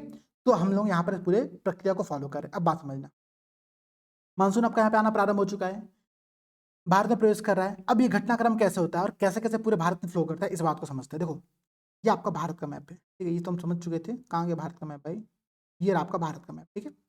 अब हम लोग इसमें पूरे मानसून के मार्ग को समझेंगे, मानसून कैसे आ रहा था, इस पूरी घटनाक्रम को यहाँ पर समझना प्रारंभ करना है। देखो जो मानसून यहाँ पे आपका साउथ वेस्ट मानसून था, इस मानसून के कारण से, एक फैक्ट लिख लेना अपनी नोटबुक में, इस मानसून के कारण से भारत में 90% वर्षा होती है। भारत में जो कुल वर्षा होती है उसका 90% जो कंट्रीब्यूशन है वो साउथ वेस्ट मानसून के कारण से, किसके कारण से, साउथ वेस्ट मानसून के कारण से। अब ये पौने प्रवेश कहाँ पर करेंगी, सबसे पहले ये पौने जो होती हैं आपकी यहाँ पे कन्याकुमारी के लोकेशन पर टकराती है, सबसे नुकीला भाग वही निकलता है, ठीक है। कन्याकुमारी के तट पर टकराने के बाद क्या होता है, ये पौने दो पार्ट में डिवाइड हो जाती है, समझ ना। एक एक जोड़ी साथ में आ रही थी, कपल साथ में आ रहा था, ठीक है। अब यहाँ पर क्या हुआ, उसमें एक पॉइंट पर आकर के उन दोनों के रास्ते अलग अलग हो गए, ठीक है, दोनों के रास्ते यहाँ पर क्या हो गए, अलग अलग हो गए। तो एक ब्रांच जो इसकी है वो बे ऑफ बंगाल से होते हुए आपकी आगे बढ़ती है, ठीक है, बे ऑफ बंगाल से होते हुए आगे बढ़ती है। क्लियर बात समझ रहे हो भाई, वो कोस्टल लेक सारे क्या कर रही है, यहाँ पे आगे बढ़ना प्रारंभ कर रही है। जबकि जो दूसरी ब्रांच थी वो आप ही क्या कर रही है, यहाँ पर आपके इस तट पर अरेबियन ब्रांच के तौर पर वो आगे बढ़ रही है, अरेबियन ब्रांच के तौर पर आगे बढ़ रही है। अब हम लोग पहले एक ब्रांच को पकड़ेंगे, अरेबियन ब्रांच को पकड़ेंगे, पहले अरेबियन ब्रांच को पकड़ करके एक डिस्टेंस तक लेकर के जाएंगे, ट्रेवल कराएंगे पूरे भारत में, और फिर हम लोग बे ऑफ बंगाल वाली ब्रांच को देखेंगे कहाँ कहाँ पे कैसे कैसे ट्रेवल करती है। अब ये जो आपकी अरब सागर की जो शाखा है, ब्रांच है, ये जब आगे बढ़ रही है तो सबसे पहले ये इस मालाबार तट पर, ये आपका मालाबार का तट है, ठीक है, केरल का राज्य है यहाँ पर आपका मालाबार का तट है, और इस पूरे तट पर क्या कर रही है, करीब 300 सेंटीमीटर की बारिश कर रही है। नोट कर लेना इस बात को, 300 सेंटीमीटर की बारिश आप लोगों की मालाबार की कोस्टल एरियाज पर होती है। कब होती है, तो भारत में मानसून प्रारंभ होता है 1 जून से, 1 जून से, और 1 जून को सबसे पहली जो बारिश होती है वो आपको इसी तट पर होती है, मालाबार तट पर होती है, जहां पर ये करीब 300 सेंटीमीटर के अराउंड बारिश कर रही होती है। बात है क्लियर है, बेसिक बात समझ में आया ना, ठीक है। आई होप की पॉइंट आपको समझ में आ रहा होगा। अब हम लोग बढ़ते हैं और आगे, जब इस समय थोड़ा सा यहाँ पर और आगे बढ़ेंगे तो मालाबार के बाद जो आपका कनारा तट आता है, यहाँ पर ये क्या करेगी, अब देखो चूंकि ये बारिश आगे बढ़ रही है ना, तो धीरे धीरे अपने साथ जो बारिश की जो ह्यूमिडिटी यहाँ पर लेकर के चल रही थी, ह्यूमिडिटी ड्रॉप कर रही है भाई, इसने मालाबार के कोस्टल एरियाज पर करीब 300 सेंटीमीटर ड्रॉप कर दिया, ठीक है। यहाँ पर ये आकर कनारा तट पर भी करीब 300 सेंटीमीटर ड्रॉप करेगी, आगे और बढ़ेगी, आपका ये चलेगी आपका कोंकण के तट पर, यहाँ पर ये करीब बारिश करती है 250 सेंटीमीटर की, कितनी, 250 सेंटीमीटर की बारिश यहाँ पर आप लोगों की करती है। क्यों कर रही है, ये बारिश हो क्यों रही है, आपको पता है यहाँ पर पूरा ये वेस्टर्न आपका घाट है, ठीक है, यहाँ पर पहाड़ों से टकरा करके ये बारिश कर रही है। इसका सबसे बड़ा कारण यही है कि ये विंड जो आप लोगों की ऐसे ऐसे आ रही है, ये विंड यहाँ पर आकर के अपना इस पहाड़ों से टकरा रही है और यहाँ पर इस पूरे कोस्टल एरियाज पर बारिश करते हुए आगे बढ़ रही है। बात है क्लियर है। यहीं पर एक घटना और घटती है, क्योंकि इस कोस्ट ये जो ये आपका पहाड़ी क्षेत्र था, इस पहाड़ी क्षेत्र के जस्ट अपोजिट साइड में देखो क्या होता है ना, बात समझना एक और। मानो आपका ये पहाड़ है, ठीक है, विंड आपकी ऐसे आ रही है, विंड आपकी ऐसे आ रही है। जब विंड किसी पहाड़ से टकराती है ना, तो जिस साइड से टकरा रही है उसके सहारे ये ऊपर जाना प्रारंभ करे, और जब ये पवन ऊपर चढ़ती है तो क्या होगी, ठंडी होना प्रारंभ होगी। ठंडी होगी तो क्या होगा, उसके अंदर जो भी ह्यूमिडिटी होगा वो प्रेसिपिटेशन के माध्यम से, मतलब बारिश के माध्यम से यहाँ पर होना प्रारंभ हो जाएगा, ठीक है। तो जब हवाएं जिस साइड से, जिस पहाड़ के जिस स्लोप से टकरा रही है, वहां पर वो खूब बारिश करती है। जबकि इसके अपोजिट साइड में क्या हो रहा है भाई, यहाँ पर तो पवन पहुंच ही नहीं पा रही है। तो इस साइड में, मतलब पवनाभिमुख डाल में, ठीक है, विंड के अपोजिट जो डायरेक्शन है पर्वत का, उस डायरेक्शन में क्या होता है, बारिश नहीं होती है, तो ये क्षेत्र जनरली सूखा रह जाता है। यही कारण आप देखो तो महाराष्ट्र का ये विदर्भ वाला जो पूरा क्षेत्र होता है, ये वृष्टि छाया क्षेत्र में आता है, और इस कारण से यहाँ पर क्या होता है, बारिश नहीं होती। इसी प्रकार से आप देखो तो इसके इसके वृष्टि छाया क्षेत्र में आपका ये पूरा आपका कोरोमंडल तट भी आ रहा है, ठीक है, इसलिए यहाँ पर भी बारिश आप लोगों की बिल्कुल भी नहीं देखने को मिलती है। ये कारण समझ में आ रहा है आप लोगों को ना, ठीक है। तो पहाड़ों से टकरा करके कोई बारिश बारिश होगी यहाँ पर, एक बात सिंपल सी है। अब ये विंड और आगे बढ़ रही है, ठीक है, विंड जैसे जैसे आपकी और आगे बढ़ना प्रारंभ होगी तो क्या होगा भाई, ये गुजरात में प्रवेश कर रही है, तो यहाँ पर आपका गिर की पहाड़ियाँ हैं, आपके यहाँ पर एक पहाड़ी से क्या नाम है, गिरनार, ये सब जो पहाड़ियाँ हैं, इन पहाड़ियों से टकरा करके यहाँ पर भी ये बारिश कर रही है। और अभी आप लोग 15 जून के राउंड तक यहाँ पर पहुंच चुके हो, 15 जून के राउंड तक यहाँ पर पहुंच चुके हो। यहीं पर देखो, ध्यान समझना, यहीं पर आपका ये विंध्य की श्रेणियां हैं, ठीक है, और ये आपकी सतपुड़ा की श्रेणियां हैं। विंध्य और सतपुड़ा के मध्य से आपकी नर्मदा नदी फ्लो करती है, सॉरी डायरेक्शन मैंने अपोजिट बना दिया, ठीक है, इस डायरेक्शन में फ्लो करती है, ठीक है। तो नर्मदा नदी यहाँ से फ्लो करती है, और विंध्य के बाद आपका नर्मदा नदी है, नर्मदा के बाद आपका सतपुड़ा है, और सतपुड़ा के साउथ में आपके यहाँ पर ताप्ती नदी है, ठीक है। तो जब यहाँ पर मानसूनी पवनें प्रवेश करती हैं तो वो आपकी यहाँ से होते हुए इन जो भ्रंश घाटी है, इस पूरी भ्रंश वैली में भी क्या होती है, प्रवेश कर जाती है। नर्मदा की भ्रंश वैली में भी, नर्मदा के रिफ्ट वैली में भी, और आपका ताप्ती के रिफ्ट वैली में भी, ठीक है। और ये आपके आगे बढ़ते हुए क्या करेंगे, यहाँ पर ये आपका मैकॉल की जो श्रेणियां हैं, हमने डिस्कस किया था ना, मैकॉल की श्रेणी कहाँ पर है, यहाँ तक ये लगभग लगभग बारिश करती है, ठीक है। तो ये अरेबियन ब्रांच की शाखा है जो यहाँ पर आकर के बारिश कर रही है इस पूरे क्षेत्र में, ठीक है। इतनी बातें ध्यान रखना। गुजरात के क्षेत्र में बारिश हुआ, गुजरात के बाद ये पवनें जब आगे बढ़ेंगी आपकी, तो आपकी कहाँ प्रवेश करेंगी, राजस्थान के क्षेत्र में प्रवेश करेंगी, ठीक है, राजस्थान क्षेत्र में प्रवेश करेंगे। आपको पता है यहाँ पर आपका अरावली की पर्वत श्रेणी है, ठीक है, अरावली की पर्वत श्रेणी है, जिसमें गुरु शिखर और ये सब चोटी आपको यहाँ पर पता है, ये यहीं पर है, ठीक है। इस अरावली के पर्वत श्रेणी के साथ एक घटना घटती है कि सबसे पहली बात तो इसकी जो हाइट है, इसकी जो एवरेज हाइट है वो भी बहुत कम है, ठीक है। इसके साथ साथ जो आपकी अरेबियन ब्रांच यहाँ पर फ्लो कर रही थी, ये अरेबियन ब्रांच दरअसल इस अरावली पर्वत श्रेणी के पैरेलल पड़ जाती है, समानांतर पड़ जाती है। आप समझना, मानो एक पर्वत श्रेणी है ये, और ये हवाएं फ्लो कर रही है, जब ये इसके पैरेलल होगा तो ये पहाड़ से तो टकरा ही नहीं रहा है, और जब पहाड़ से टकराएगा नहीं तो ये ऊपर उठेगा नहीं, जब ऊपर उठेगा नहीं तो टेम्परेचर डाउन नहीं होगा और बारिश नहीं बनेगी, ठीक है। तो अरावली के पैरेलल होने के कारण, इस विंड की, इस ब्रांच के पैरेलल होने के कारण ये पवनें यहाँ पर बारिश बिल्कुल नहीं करती है, ठीक है। इसीलिए इस पूरे राजस्थान क्षेत्र में आपको लगभग 25 सेंटीमीटर से कम वर्षा देखने को मिलती है, ठीक है, 25 सेंटीमीटर से कम वर्षा यहाँ पर देखने को मिलती है। उसका कारण यहाँ पर यही है कि ये पवनें जो अरेबियन ब्रांच आ रही थी आप लोगों की, वो अरावली के पैरेलल पड़ जा रही थी, और इसके साथ साथ अरावली की जो हाइट है वो भी थोड़ी सी कम पड़ जाती है, ठीक है। इससे कारण से ये ब्रांच आपकी आगे निकलती जाएगी, आगे निकल करके आपकी ये पंजाब हिमालय के इस पूरे क्षेत्र में, ठीक है, इस पंजाब हिमालय के पूरे क्षेत्र में, पंजाब हिमालय क्या होता है हमने डिस्कस किया, हमने हिमालय का पूरा वेस्ट टू ईस्ट क्लासिफिकेशन नदियों के आधार पर डिस्कस किया था, याद है ना। तो पंजाब हिमालय के क्षेत्र में क्या हो रहा है आप लोगों का, यहाँ पर ये करीब 100 सेंटीमीटर की बारिश कर रही है, करीब यहाँ पर 100 सेंटीमीटर की आपकी बारिश हो रही है, ठीक है। अब मैं इस ब्रांच को यहीं पर होल्ड कराता हूँ थोड़ा देर, ठीक है, इस ब्रांच को यहाँ पर मैं थोड़ा देर के लिए होल्ड कराता हूँ। अरेबियन सी को हमने केरल से स्टार्ट किया था, माराबाल तट से हम लेते गए पंजाब हिमालय तक के क्षेत्र में, ठीक है। अब इसको थोड़ा देर के लिए रोक दो। अब देखते भाई बे ऑफ बंगाल वाली शाखा कर क्या रही थी, ये तो भी थोड़ा अलग हो गई थी, ये कहाँ जा रही है। अब देखो बे ऑफ बंगाल के साथ एक बड़ी घटना घटती है, यहाँ पर आपका है कृष्णा और कावेरी के मध्य में कोरोमंडल का पूरा तट, ठीक है, कोरोमंडल का पूरा तट। अब दरअसल जो कोरोमंडल का पूरा तट है ना, तो जब ये साउथ वेस्ट मानसून की बे ऑफ बंगाल वाली ब्रांच आगे बढ़ रही है, अब ये दोनों पैरेलल पड़ गए, जैसे वहां पर अरावली और अरेबियन ब्रांच पैरेलल पड़ रही थी, अब यहाँ पर कोरोमंडल कोस्ट और आपका बंगाली खाड़ी वाली शाखा पैरेलल पड़ जा रही है। तो ये यहाँ पर अब बारिश नहीं करेगी। अब जब यहाँ पर ये बारिश नहीं करेगी तो क्या करेगी, सीधे आगे बढ़ जाएगी। आगे बढ़ेगी तो क्या हो रहा है भाई, अब ये बंगाल की खाड़ी से पानी उठा रही है, ह्यूमिडिटी को और एब्जॉर्व कर रही है। जैसे ह्यूमिडिटी को आर्द्रता को, ह्यूमिडिटी को एब्जॉर्व करेगी, ये और आगे बढ़ना प्रारंभ करेगी। कहाँ पर जाएगी, अब प्रवेश करिए बंगाल में, ठीक है, बंगाल के इस पूरे क्षेत्र से प्रवेश करते करते आपकी आ रही है कहाँ पर, शिलोंग के पठार पर। शिलोंग का पठार याद है, पेनिसुलर इंडिया का ही एक्सटेंशन था वो, पेनिसुलर प्लेटू का एक एक्सटेंशन था शिलोंग का पठार, ठीक है। शिलोंग के पठार में मेघालय आता है। मेघालय में आपको पता है कि मासिन राम, चेरापूंजी, जहाँ पर भारत की सबसे अधिक वर्षा होती है, करीब 1400 सेंटीमीटर की बारिश यहाँ पर आपको देखने को मिलती है इस पूरे क्षेत्र में। क्यों? अब वो कारण समझने का प्रारंभ करना। आज तक आपने ये फैक्ट याद किया था कि यहाँ पर सबसे ज्यादा बारिश होती है, कारण क्या है, मैं कारण समझा रहा हूँ। अब ये बे ऑफ बंगाल वाली जो ब्रांच आ रही है, अभी तक ये केवल ह्यूमिडिटी एब्जॉर्व की है, बारिश नहीं की है। बारिश करने का मौका ही नहीं मिला इसको। कोरोमंडल कोस्ट पे बारिश करना था, वो उसके पैरेलल पड़ गया, बारिश ही नहीं कर पाई, आगे बढ़ गई। बल्कि रास्ते में इसको और ह्यूमिडिटी एब्जॉर्व करने का मौका मिल गया, ह्यूमिडिटी एब्जॉर्व करते हुए आगे बढ़ी। अब ये फंस गई शिलोंग के पठार पर। अरे शिलोंग के प्लेटू में क्या हो रहा है यहाँ पर, आपने डिस्कस किया था, आपने पढ़ा था कि नागा, खासा, जयंतिया, ये तीन आपकी यहाँ पर श्रेणियां पाई जाती है, नागा, खासा और जयंतिया, याद है ना।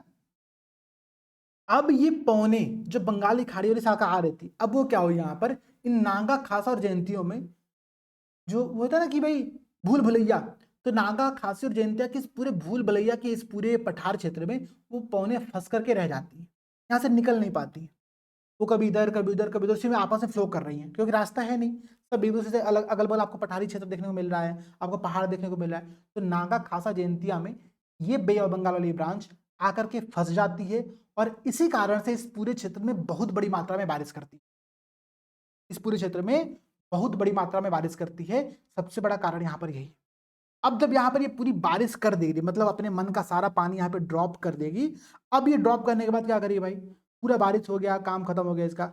अब ये थोड़ा सा फिर शिवालिक के पैरेलल में, ठीक है, फ्लो करना स्टार्ट करेगा, ठीक है। तो मैं आपको इसको पिंक कलर से दिखाता हूँ, ये आपका शिवालिक के पैरेलल में फ्लो करना स्टार्ट करेगा, ठीक है। और फ्लो करते करते क्या करेगा, आपका इन क्षेत्रों में बारिश करता हुआ जा रहा है, करते करते करते आपके इस पंजाब हिमालय के इस पूरे क्षेत्र में, जहाँ पर हमने अरेबियन ब्रांच को होल्ड करा करके रखा था। मैंने सबसे पहले क्या कहा आपसे, ये एक कपल थे, ठीक है, एक जोड़ी थी, जो कि कोरमंडल, जो कि आपका कन्याकुमारी पे क्या हो रही है, दो भागों में बढ़ जा रही है, अलग अलग हो जा रही है, यहाँ पे ब्रेकअप इनका हो जा रहा है। अब ये ब्रेकअप आगे चलकर क्या हो रहा है, आपका पंजाब हिमालय के क्षेत्र में इनका पैचअप हो रहा है, फिर से ये फिर से आलिंगन करे। तो यहाँ पर एक टर्म कहा जाता है कि साउथ वेस्ट मानसून की दोनों ब्रांच, अरेबियन सी वाली ब्रांच और बे ऑफ बंगाल वाली ब्रांच, यहाँ पर आकर के एक दूसरे को आलिंगन बद्ध हो जाती हैं, एक दूसरे का आलिंगन करती हैं। एक ये मतलब बहुत ही ऐसा टर्म प्रयोग करते हैं जनरली कई बार, ठीक है, यहाँ पर आलिंगन बद्ध हो जाती है। तो इस क्षेत्र में आकर के दोनों ब्रांच आकर के आपस में फिर से मिल गई हैं। अब यहाँ पर थोड़ी बहुत बारिश अपना आराम से करती रहेंगी, ठीक है। दिल्ली में जब बारिश पहुंचती है तो वो समय आपका रहता है करीब 22 जुलाई का, 20 से 22 जुलाई का समय रहता है जब पूरे दिल्ली में आपकी बारिश प्रारंभ होती है। अब देखोगे भी जितने लोग दिल्ली में रहते होंगे उनको पता होगा 22 जुलाई के राउंड में आपकी बारिश यहाँ पर अच्छी खासी पहुंच जाती है, ठीक है। तो ये पूरा कारण है, ये पूरा घटनाक्रम है। अब इस घटनाक्रम को और समझते हैं थोड़ा सा, क्या घटनाक्रम है भाई। आपने ये सब तो पढ़ लिया कि भाई कहाँ कहाँ बारिश हो रही है, हमारा एक रीजन बच गया, ये आपका उत्तर भारत का जो पूरा क्षेत्र है, यहाँ पर बारिश कैसे हो रही है, यहाँ बारिश का कारण क्या है। देखो यहाँ पर बारिश के दो प्रमुख कारण माने जाते हैं, ठीक है। हम लोग दोनों कारणों पर डिस्कस करेंगे। एक सबसे बड़ा कारण यहाँ पर ये होता है कि जो बंगाल की खाड़ी में आपका एक चक्रवात बनता है, ठीक है। अब ये चक्रवात की जो पौने होती है ना, वो भी यहाँ पर फ्लो करते करते करते करते करते करते आपकी इस रीजन में आकर के हल्की फुल्की बारिश यहाँ पर करती है। और इसके साथ ही साथ अभी हम लोग इसके बाद एक नेक्स्ट टॉपिक पढ़ने वाले, उसको हम लोग कहते हैं वेस्टर्न डिस्टर्बेंस, पछुआ विक्षोभ। तो पछुआ विक्षोभ के कारण से भी क्षेत्र में बारिश होता है, उसको भी मैं समझाऊंगा क्यों होता है, कैसे होता है। मैं अब आपको दोनों बातें यहाँ पर एक्सप्लेन करने वाला हूँ। अभी तक समझो हमने क्या समझा। हमने समझा कि जो साउथ वेस्ट मानसून आ रहा था भारत में, 1 जून को भारत में प्रवेश किया। मानसून के आने से पहले, जून से पहले यहाँ पर एक मानसून बर्स्ट की कंडीशन हुई मालाबार की कोस्टल एरियाज पे, और उससे भी पहले पूरे भारत में मार्च से मई की ड्यूरेशन में प्री मानसून सावर देखने को मिला, इसके अलग अलग क्षेत्रों में अलग अलग नाम था। अब जब 1 जून को मानसून प्रवेश कर रहा है, ठीक है, प्रवेश का कारण करने का कारण क्या है भाई, लो प्रेशर बनना था। लो प्रेशर बनने के कारण से वहाँ पर हवाओं को फिल करने के लिए भाई अरेबियन सी से और इन क्षेत्रों से आपकी हवाएं आना प्रारंभ होती हैं। जो हवाएं आती है वो साउथ वेस्ट डायरेक्शन से आती है, उसका नाम रखते हैं हम लोग साउथ वेस्ट मानसून। दो पार्ट में डिवाइड होती है, अपना अपना फ्लो करती है। नागा खासा जयंतियों में ये आपकी बंगाली खाड़ी से आकर फंस करके खूब बारिश करती है, फिर आकर के पंजाब हिमालय में इधर से जो अरेबियन ब्रांच आ रही थी उससे आकर के आलिंगनबद्ध हो जाती है। क्लियर इतना कॉन्सेप्ट। तो मानसून के आने का क्रम और मानसून कैसे कैसे बारिश कर रहा था, ये पूरी बातें आपने यहाँ पर समझ लिया, ठीक है। आपने यहाँ पर इस पूरे टॉपिक को यहाँ पर कंप्लीट कर लिया। अब हम लोग समझते हैं इसके बाद क्या होता है, ठीक है। इसके बाद क्या घटनाक्रम होती है उसको थोड़ा समझना प्रारंभ करो। देखो मानसून के आने के बाद क्या होगा ना, कि एक दो तीन घटनाएं और घटती हैं बीच बीच में, ठीक है। जैसे कि एक घटना होती है उसको हम लोग कहते हैं मानसून ब्रेक। कई बार आपसे एग्जाम में प्रश्न पूछेगा कि मानसून ब्रेक क्या होता है, मानसून में रुकावट क्या होती है। दरअसल जुलाई के समय, ठीक है, या फिर मैं कहूँ जुलाई अगस्त के समय, ठीक है, आप इसको जुलाई अगस्त मान सकते हो। जुलाई अगस्त के समय करीब अगर लगभग 21 दिन तक उत्तरी मैदान में, ध्यान रखना नॉर्थ के मैदान में, गंगा यमुना के पूरे मैदानी एरिया में अगर बारिश न हो तो उसको हम लोग कहते हैं मानसून ब्रेक की कंडीशन। यहाँ समझना, बहुत स्पेसिफिक पॉइंट बता रहा हूँ। जुलाई अगस्त के ड्यूरेशन में जिस समय यहाँ पर बारिश होनी चाहिए, क्योंकि 22 जुलाई में दिल्ली में बारिश पहुंच चुकी है, ठीक है, इस ड्यूरेशन में अगर 21 दिन तक इस उत्तरी भारत के मैदान क्षेत्र में बारिश न हो तो उसको हम लोग मानसून ब्रेक की कंडीशन कहते हैं। इसका कारण क्या है? कारण यहाँ पर यह है कि जो मानसून का जो आपकी पूरी पौने थी, जो पूरी ब्रांच थी, वो हिमालय के फुटहिल्स में जाकर के फंस गई है, ठीक है, वो शिवालिक की श्रेणी में बारिश कर रही है। देखो, जब मानसून ब्रेक की कंडीशन होगी ना, तो ये मानसूनी पौने बारिश कहाँ पे करेंगे पता है? शिवालिक के इस पूरे क्षेत्र में, इस क्षेत्र में खूब बारिश हो रही होगी। इसीलिए आप लोग पढ़ते भी हो, कई बार न्यूज आप लोग पढ़ते हो कि एक दिन के ही न्यूज़पेपर में, एक दिन के ही डेली न्यूज में एक जगह पर भारत के एक क्षेत्र में आपको सूखा देखने को मिलता है, जबकि दूसरे क्षेत्र में आपको बाढ़ देखने को मिलती है। ये बातें समझ में आ रही हैं? कॉन्सेप्ट समझे यार, पीछे कारण क्या है, ऐसा क्यों होता है कि भारत के एक क्षेत्र में सूखा पड़ रहा है, एक क्षेत्र में फ्लड आ रही है? कारण यही है कि भाई अब ये शिवालिक के क्षेत्र में बारिश कर रही है, लेकिन उत्तरी मैदान में क्या पड़ रहा है, 21 दिन तक बारिश ही नहीं हो रही, सूखा पड़ गया यहाँ पर, ठीक है। तो इसको हम लोग कहते हैं मानसून ब्रेक की condition. This happens when the monsoon shift to the foothills of the Himalaya, which leads to the sharp decrease in the rainfall over the most part of the country. Bharat के अधिकतर क्षेत्रों में यहाँ पर बारिश की कमी जाती है, क्योंकि हिमालय के फुटहिल्स में बारिश बहुत ज्यादा हो रही है, ठीक है, ये सबसे बड़ा कारण होता है। तो मानसून ब्रेक क्या होता है, समझ गए? 21 दिन तक। अब देखो, मानो अगर प्रश्न में आपसे ये पूछे कि मानसून ब्रेक कंडीशन जनरली अगस्त के महीने में होती है, मान लेना, बहुत लॉजिकल, मतलब इस पर भिड़ना मत, तो ऐसा बहुत कॉन्सेप्ट नहीं है। जुलाई अगस्त के महीने में 21 दिन तक का एक कॉन्सेप्ट मैंने देखा है, ठीक है, तो ये कॉन्सेप्ट अपना फॉलो यहाँ पर करना। अब समझो भाई, इसी के बाद क्या होता है भाई? अब देखो, आपका जो साउथ वेस्ट मानसून था, ठीक है, जो दक्षिण पश्चिम मानसून था, वो आपका 1 जून से प्रारंभ हुआ था, 15 सितंबर तक पूरे भारत में फ्लो कर रहा था। अब इसके बाद एक घटनाक्रम और घटेगा, उसको हम लोग कहते हैं अक्टूबर हीट। अभी अक्टूबर हीट क्या होता है, आप फील भी करोगे, आपने फील किया भी होगा कि अक्टूबर के महीने में जनरली यहां पर क्या होता है ना कि after post monsoon and pre winter, मतलब मानसून के पश्चात और विंटर से पहले, ठीक है, मानसून के पश्चात और विंटर से पहले आपका पूरे भारत के क्षेत्र में, जनरली आपका उत्तर भारत के क्षेत्र में एक बड़ी अजीब सी कंडीशन बन जाती है। कारण क्या है भाई? इस समय सूर्य दक्षिणायन होना प्रारंभ हो चुका है, सूर्य दक्षिण की तरफ शिफ्ट होना प्रारंभ हो चुका है, और इस वजह से यहाँ पर जो लो प्रेशर था वो लो प्रेशर खत्म हो रहा है। अब यहाँ पे बारिश कम हो रही है, लेकिन टेम्परेचर बढ़ रहा है, जिसके कारण से यहाँ पर क्या हो रहा है कि इस समय यहाँ पर एक चिपचिपाहट भरी गर्मी देखने को मिलती है, चिपचिपाहट भरी गर्मी देखने को मिलती है, जिसको हम लोग कभी कभी दम घोटूपनी कंडीशन भी कहते हैं ना यार, बड़ा अजीब सा चिपचिपाहट हो रही है, बड़ी दम घोटूपनी कंडीशन हो रही है, वो होती है अक्टूबर हीट। तो कई बार अगर प्रश्न पूछे आपसे कि अक्टूबर हीट क्या है, तो after post monsoon and pre winter, ठंडी आने से पहले, मानसून जाने के पश्चात एक बीच का ऐसा समय होता है जब पूरे भारत का टेम्परेचर बहुत तेजी से बढ़ रहा होता है, ठीक है, और इस समय क्या होता है कि एकदम घोटूपनी कंडीशन होती है, चिपचिपाहट भरी गर्मी होती है, क्योंकि यहाँ पे बारिश होने ही है, टेम्परेचर बढ़ रहा है, सन क्या हो रहा है, दक्षिणायन की तरफ टुवर्ड्स द साउथ शिफ्ट कर रहा है, ठीक है। तो इसको हम लोग कहते हैं अक्टूबर हीट की कंडीशन, याद रहेगा। अब इसके बाद समझो ना, इसके बाद क्या होता है, अक्टूबर से दिसंबर के ड्यूरेशन में रिट्रीटिंग ऑफ मानसून हो रहा होता है, प्रत्यावर्तन, मानसून का प्रत्यावर्तन या फिर मानसून की वापसी, इसको हम लोग कहते हैं। आपने मानसून के आगमन में देखा था साउथ वेस्ट मानसून, अब मानसून रिटर्न कर रहा है, तो रिटर्न करने के पीछे कारण समझना। देखो क्या हो रहा है ना, मैंने फिर वही बात समझाऊंगा, ठीक है, जैसे आपने यहाँ पर, मैंने आपको यहाँ पर समझाया था, मैं आपको मैप दिखाता हूँ तो मैप से आपको ये समझ में आ जाए।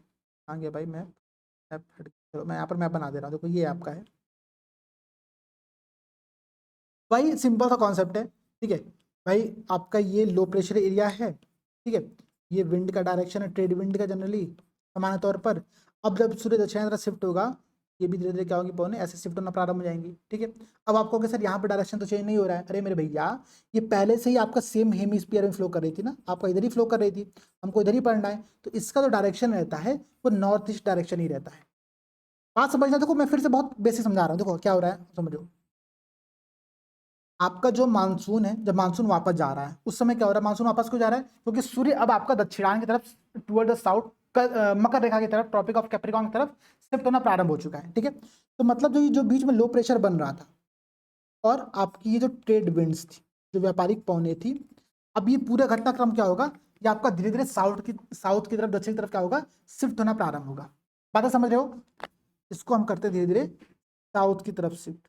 ठीक है, जब हम लोग इसको नॉर्थ की तरफ शिफ्ट कर रहे थे तो आपने देखा था कि इसका डायरेक्शन चेंज हो जा रहा है कोरियोलिस फोर्स के कारण से, पिरल के नियम के अकॉर्डिंग, कि वो दक्षिणावर्त और जो भी बायाव्रत जो आप लोगों का हो रहा है वो हमने समझा था। अब जब इस साउथ की तरफ से डायरेक्शन चेंज नहीं होगा, क्योंकि भाई जिस पवनों के बारे में हम लोग को पढ़ना है वो पहले से इसी हेमिस्फीयर में फ्लो कर रही थी। ठीक है, इसका डायरेक्शन तो हमेशा वही रहेगा ना, जो डायरेक्शन में पहले फ्लो कर रही थी, अभी भी दाएं की तरफ शिफ्ट हो रही है, दक्षिण राइट की डायरेक्शन में शिफ्ट हो रही है। ठीक है, तो ये पौने कहलाती है आपकी नॉर्थ ईस्ट पौने। ठीक है, तो भारत में जब मानसून वापस लौट रहा होता है तो उस जिस पौने के कारण उसको हम लोग कहते हैं नॉर्थ ईस्ट पौने, मतलब उत्तर पूर्वी पौने कहा जाता है। ठीक है, तो समझना, नॉर्थ ईस्ट पौनों के कारण से यहाँ पर क्या हो रहा है, मानसून वापस लौट रहा है। लेकिन अब समझो भाई, आपको अगर सर इस ड्यूरेशन में बारिश क्यों नहीं होती बहुत ज्यादा, इस ड्यूरेशन में बारिश क्यों नहीं होती है, हमने डिस्कस भी किया। हमने कहा कि साउथ वेस्ट मानसून जब था उसके कारण से पूरे भारत में करीब 90% वर्षा हो रही थी। बाकी कुछ वेस्टर्न डिस्टर्बेंस के कारण से हो रहा है, बाकी कुछ चक्रवात, जो साउथ चाइना सी में आपका चक्रवात डेवलप हो रहा है उसके कारण से कुछ बारिश हो रही है यहाँ पर आप लोग। ठीक है, तो ये नॉर्थ ईस्ट मानसून क्यों नहीं बारिश कराता है, क्योंकि दरअसल देखो ये स्थलों से होकर के आ रहा है। जब भी कोई पवन स्थल से होकर के आ रही है इसका मतलब है उसके पास ह्यूमिडिटी नहीं है, और अगर कोई पवन समुद्र के क्षेत्र से होकर के आ रही है इसका मतलब उसके पास क्या है, ह्यूमिडिटी है। अभी पवन इधर आ रही है, भाई इसके पास ह्यूमिडिटी है नहीं तो बहुत ज्यादा बारिश करती नहीं है, कोई बहुत असर डालती नहीं है। ठीक है, लेकिन इसी का एक पोर्शन क्या होता है, जहां समझिएगा आप लोग, बहुत अच्छा टॉपिक है। इसी का एक पोर्शन क्या होता है, वो ऐसे आ रहा होता है, वो ऐसे आ रहा होता है। ठीक है, ऐसे आ रहा होता है और आकर के इस क्षेत्र में आपको यहाँ पर भिड़ता है। ये कौन सा क्षेत्र है, ये आपका कहलाता है कोरोमंडल कोस्ट, मतलब कृष्णा और कावेरी नदियों के मध्य के तट को हम लोग कोरोमंडल कोस्ट कहते हैं।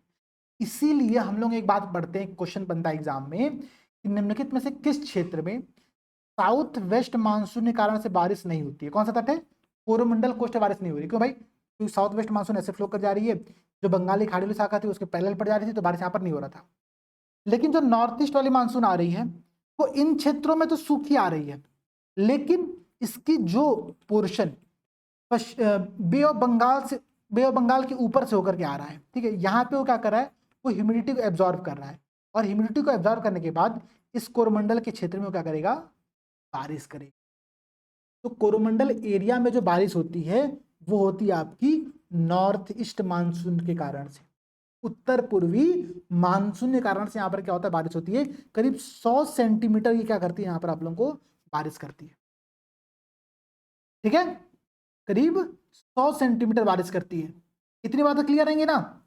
अब बात समझना, यही जब मानसून, ये जो आपकी नॉर्थ ईस्ट पवनें जब आपके आगे बढ़ेंगी तो यही पवनें आगे चल करके आपका ऑस्ट्रेलिया में, मेडागास्कर, मोजाम्बिक, इन क्षेत्रों में भी क्या करती है, बारिश करती है।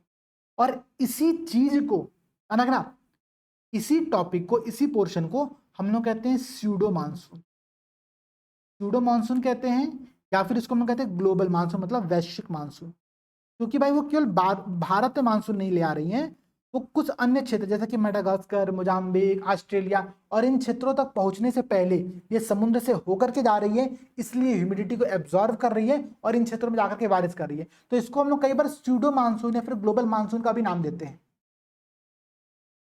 बात क्लियर है ना, ग्लोबल मानसून क्या होता है, स्यूडो मानसून क्या होता है, हमने एक एक टॉपिक डिस्कस कर लिया, कोई इतना डिटेल में डिस्कस आपको आज तक नहीं किया होगा। ठीक है, मैं गारंटी ले सकता हूं। चलो, आपका ये हो गया। अब हम लोग आते हैं अपने एक मेजर पोर्शन पर, जो कि मानसून का ही पार्ट है, उसको हम कहते हैं वेस्टर्न डिस्टर्बेंस। ये समझना बहुत जरूरी। वेस्टर्न डिस्टेंस पर मेंस में भी प्रश्न बनता है, प्रीलिम्स में भी प्रश्न बनता है। एक बार समझ लोगे दोबारा कभी समझने की आवश्यकता नहीं पड़ेगी। ठीक है, समझो वेस्टर्न डिस्टर्बेंस होता क्या है। दरअसल अभी तक का जो आपने पूरा घटनाक्रम देखा, ये आपने दिसंबर तक का घटनाक्रम देखा है। क्या समझना, मैं आपको पूरे भारत में 12 महीने कैसे कैसे घटनाएं घट रही है सब समझा रहा हूं। हमने मार्च से स्टार्ट किया था, प्री मानसून सावर से, हम दिसंबर तक आ चुके हैं। भाई 3 महीना बीत कर जो बच गया, जनवरी, फरवरी, मार्च, उसमें क्या हो रहा होगा, तो उसमें आप लोगों का होता है वेस्टर्न डिस्टर्बेंस। ठीक है, क्या होता है, वेस्टर्न डिस्टर्बेंस। अब समझना, यही एक लास्ट पोर्शन बचा हुआ है, जनवरी से मार्च के बीच का घटनाक्रम है, इसको समझते हैं क्या हो रहा है। हम लोग सिंपल सी बात है भाई, वेस्टर्न डिस्टर्बेंस कर रहे हैं मतलब जिस दिशा से पवन आ रही होगी उसके आधार पर हमने नाम रखा होगा। पछुआ मतलब वेस्टर्न डिस्टर्बेंस, पश्चिमी विक्षोभ ये है। तो मतलब पश्चिम की तरफ से कोई पवनें भारत में प्रवेश कर रही हैं। पश्चिम की तरफ से पवनें कहाँ से आएंगी भाई? देखो ये आपका एक क्षेत्र है, ठीक है, ये आपका भारत दिख रहा होगा आप लोगों को, यहाँ पर पहचान में आ रहा होगा भारत, प्यारा बहुत प्यारा सा भारत हमारा है। इसके पश्चिम में आपको ये देखने को मिलता है मेडिटेरियन सी। ये क्षेत्र आप लोगों को क्या है, उसको हम कहते हैं मेडिटेरियन सी, मतलब भूमध्य हाँ भूमध्य सागरीय क्षेत्र, ठीक है, मेडिटेरियन सी कहते हैं। अब समझना इस क्षेत्र में यहाँ पर क्या हो रहा है कि आपको एक्स्ट्रा ट्रॉपिकल साइक्लोन बन रहे हैं। क्या बन रहे हैं? एक्स्ट्रा ट्रॉपिकल साइक्लोन बन रहे हैं मेडिटेरियन सी के अंतर्गत। और चूंकि यहाँ पर एक्स्ट्रा ट्रॉपिकल साइक्लोन बन रहे हैं तो यहाँ पर आप लोगों का पवन यहाँ से निकलना प्रारंभ होती है, ठीक है, यहाँ से पवन निकलना प्रारंभ होती है। और कारण समझो भाई, जनवरी से मार्च के ड्यूरेशन में क्या हो रहा होगा? जनवरी से मार्च के ड्यूरेशन में क्या हो रहा होगा कि आपको इस मेडिटेरियन से जहाँ पर आपका एक एक्स्ट्रा ट्रॉपिकल साइक्लोन बन रहा है, यहाँ से स्ट्रीम प्रारंभ होती है निकलना, इसको हम लोग कहते हैं जेट स्ट्रीम। क्या कहते हैं इसको हम लोग? जेट स्ट्रीम कहते हैं, जो कि आती है आपकी हिमालय। जनरली देखो ये हमेशा फ्लो करती रहती है, ये बात तो समझना। वेस्टर्न डिस्टर्बेंस केवल जनवरी से मार्च में भारत में नहीं होता है, लेकिन ये पौने हमेशा फ्लो करती है। कैसे फ्लो करती है मैं समझाऊंगा आप लोगों को। भी देखो ये पौने आ रही हैं, यहाँ पर आप लोगों का हिमालय है, ये आप लोगों का हिमालय, ये आप लोगों का हिमालय का पूरा श्रेणी है, ठीक है, बात क्लियर समझ में आ रही है? अब जब भारत में मानसून रहता है, जब भारत में मानसून रहता है तो आपने पढ़ा कि सारी पवनें क्या हो रही है? नॉर्थ की तरफ शिफ्ट कर रही है। तो ये जो वेस्टर्न डिस्टर्बेंस यहाँ से निकल करके आ रहा था, ये जो आपकी जेट स्ट्रीम निकल करके आ रही थी, ये आपकी हिमालय के उत्तर से फ्लो कर जाती है, हिमालय के उत्तर से फ्लो कर रही होती है। बात क्लियर है ना? यही वेस्टर्न डिस्टर्बेंस जो मानसून के टाइम में हिमालय के उत्तर से फ्लो कर रहा होता है, जब मानसून वापस जा रहा होता है ये भी धीरे धीरे साउथ की तरफ आएगा, और जब आएगा तो आपका नॉर्थ ईस्ट डायरेक्शन में मूव करेगा। और ये आपकी जो नॉर्थ ईस्ट डायरेक्शन में मानसून की वापसी पवनें होती हैं वो यही इसी का एक पार्ट होती है। बातें समझ में आ रही है? मेडिटेरियन सी से एक पवन आ रही थी, उसको हमने क्या नाम दिया? उसको हमने नाम दिया जेट स्ट्रीम, ठीक है, उसको हमने क्या नाम दिया यहाँ पर? Jet stream. जेट स्ट्रीम आमतौर पर गर्मी के समय में हिमालय के उत्तर से फ्लो करता है, ठीक है, हिमालय के उत्तर से फ्लो करने का कारण ये है क्योंकि पूरा प्रेशर बेल्ट जो है वो उत्तर की तरफ शिफ्ट कर चुका है। पता क्लियर है ना? इसलिए हिमालय के उत्तर से फ्लो कर रही है, जैसे जैसे मानसून वापस जा रहा है ये पौने भी धीरे धीरे साउथ में शिफ्ट हो रही है। और जब वो आपका अक्टूबर से दिसंबर के ड्यूरेशन में क्या हो रहा है, यही पौने नॉर्थ ईस्ट विंड के फॉर्मेट में भारत में नॉर्थ ईस्ट मानसून लेकर के आ रही है, भारत में नॉर्थ ईस्ट मानसून लेकर के आ रही है।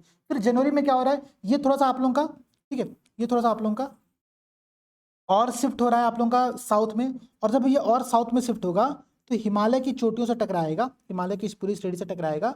और मैं कलर चेंज कर दे रहा हूँ, जैसा कलर थोड़ा सा ये पहले से है ना, इसलिए आप लोगों को समझ में दिक्कत हो रही है। अभी देखो ये ब्राउन कलर आप लोगों का हिमालय की श्रेणी है, ये ब्लू कलर आप लोगों का ये जो मेडिटेरियन से आने वाला जेट स्ट्रीम है वो जेट स्ट्रीम है। अब ये जब हिमालय से टकराता है तो क्या होता है, दो ब्रांच में डिवाइड हो जाता है। एक ब्रांच आपकी ऐसे उत्तर में चली जाती है और एक ब्रांच आप लोगों की हिमालय के साउथ में आती है। अब समझना, हिमालय के साउथ में जो आ रहा है इसी को हम लोग नाम देते हैं वेस्टर्न डिस्टर्बेंस। क्या नाम देते हैं? वेस्टर्न डिस्टर्बेंस या फिर पछुआ विक्षोभ का नाम देते हैं। तो पश्चिमोत्तर भारत में प्रवेश करता है अपने आने वाले रास्ते में। अभी क्या कर रहा है, देखो ब्लैक सी यहाँ पर बीच में पड़ रहा है, तो ब्लैक सी से क्या कर रहा है, नोट कर लेना इस बात को भी।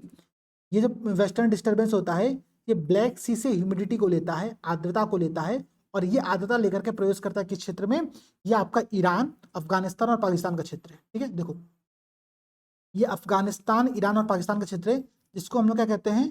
गोल्डन क्रिसेंट कहते हैं, वो चंद्राकार आकृति कहते हैं, याद होगा आप लोगों को, जो कि अफीम के प्रोडक्शन के लिए, अफीम के प्रोडक्शन के लिए बहुत फेमस क्षेत्र है। भारत के दोनों साइड में, वेस्ट और ईस्ट दोनों साइड में अफीम का प्रोडक्शन बहुत बड़ी मात्रा में होता है। भारत के वेस्ट साइड में गोल्डन क्रिसेंट है, भारत के ईस्ट साइड में गोल्डन ट्रायंगल है। दोनों बातें ध्यान रखना, गोल्डन क्रिसेंट में ईरान, अफगानिस्तान, पाकिस्तान शामिल होते हैं। और यहाँ पर अफीम की प्रोडक्शन में जो सबसे बड़ी भूमिका होती है वो होती है वेस्टर्न डिस्टर्बेंस की। अभी वेस्टर्न डिस्टर्बेंस जब इस क्षेत्र में प्रवेश करता है, यहाँ पे बारिश कर रहा है क्योंकि इसने ब्लैक सी से ह्यूमिडिटी एब्जॉर्ब की थी। बात क्लियर है? कैस्पियन सी के साउथ से फ्लो कर रहा होता है, ये जो कैस्पियन सागर आपका उसके साउथ से दक्षिण से फ्लो कर रहा होता है, और ह्यूमिडिटी एब्जॉर्ब करने के बाद इस क्षेत्र में बारिश करता है। जब यहाँ पर बारिश करेगा अफीम का प्रोडक्शन अच्छा होगा, और वही अफीम इलीगल तौर पर भारत में प्रवेश करता है। वेस्टर्न डिस्टर्बेंस इसलिए नाम डिस्टर्ब कर रहा है चीजों को, ठीक है। अब समझो और क्या है भाई, अब ये भारत में प्रवेश कर रहा है। अब भारत में प्रवेश कर रहा है तो 2 क्षेत्रों में जाएगा। एक भारत में जाएगा आप लोगों का पहाड़ी क्षेत्रों में, ठीक है। एक आप लोगों का जाएगा ये हिमालय के पहाड़ी क्षेत्रों में, ठीक है। इस पूरे क्षेत्र में पंजाब, हिमालय, इन क्षेत्रों में जाएगा। जब आपके पहाड़ी क्षेत्रों में प्रवेश करेगा तो यहाँ पर ये ठंडी के समय में हिमवर्षा का कारण बनता है। हिमवर्षा का कारण बनता है।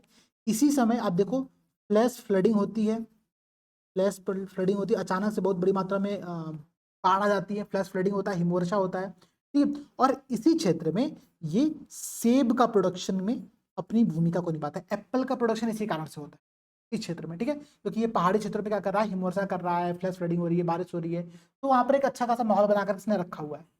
यहाँ पर इसकी वजह से सेब का प्रोडक्शन अच्छा होता है, ठीक है।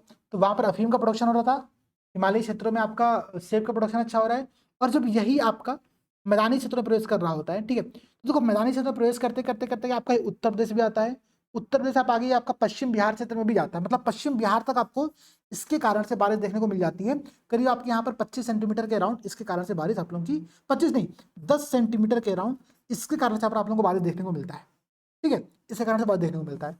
उत्तरी मैदानी क्षेत्रों में, उत्तरी मैदानी क्षेत्रों में ये वेस्टर्न डिस्टर्बेंस आपका रबी की फसलों के, चूंकि देखो अच्छा रबी की फसलें ठंडी के महीने में होती है, तो रबी की फसलों के प्रोडक्शन में इस वेस्टर्न डिस्टर्बेंस की अपनी भूमिका होती है, इसका एक अच्छा रोल होता है।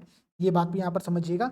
कई बार प्रश्न पूछता है कि निम्नलिखित में से किस फसल के वृद्धि में वेस्टर्न डिस्टर्बेंस की भूमिका है। आपको 4 विकल्प दे देगा, चावल, गेहूं, कुछ और दे देगा, फिर सब्जी दे देगा कोई। ध्यान रखना गेहूं, गेहूं एक रबी फसल है, तो गेहूं के प्रोडक्शन में, व्हीट के प्रोडक्शन में वेस्टर्न डिस्टर्बेंस की भूमिका होती है। वेस्टर्न डिस्टर्बेंस की भूमिका पहाड़ी क्षेत्रों में सेब के प्रोडक्शन में भी होती है।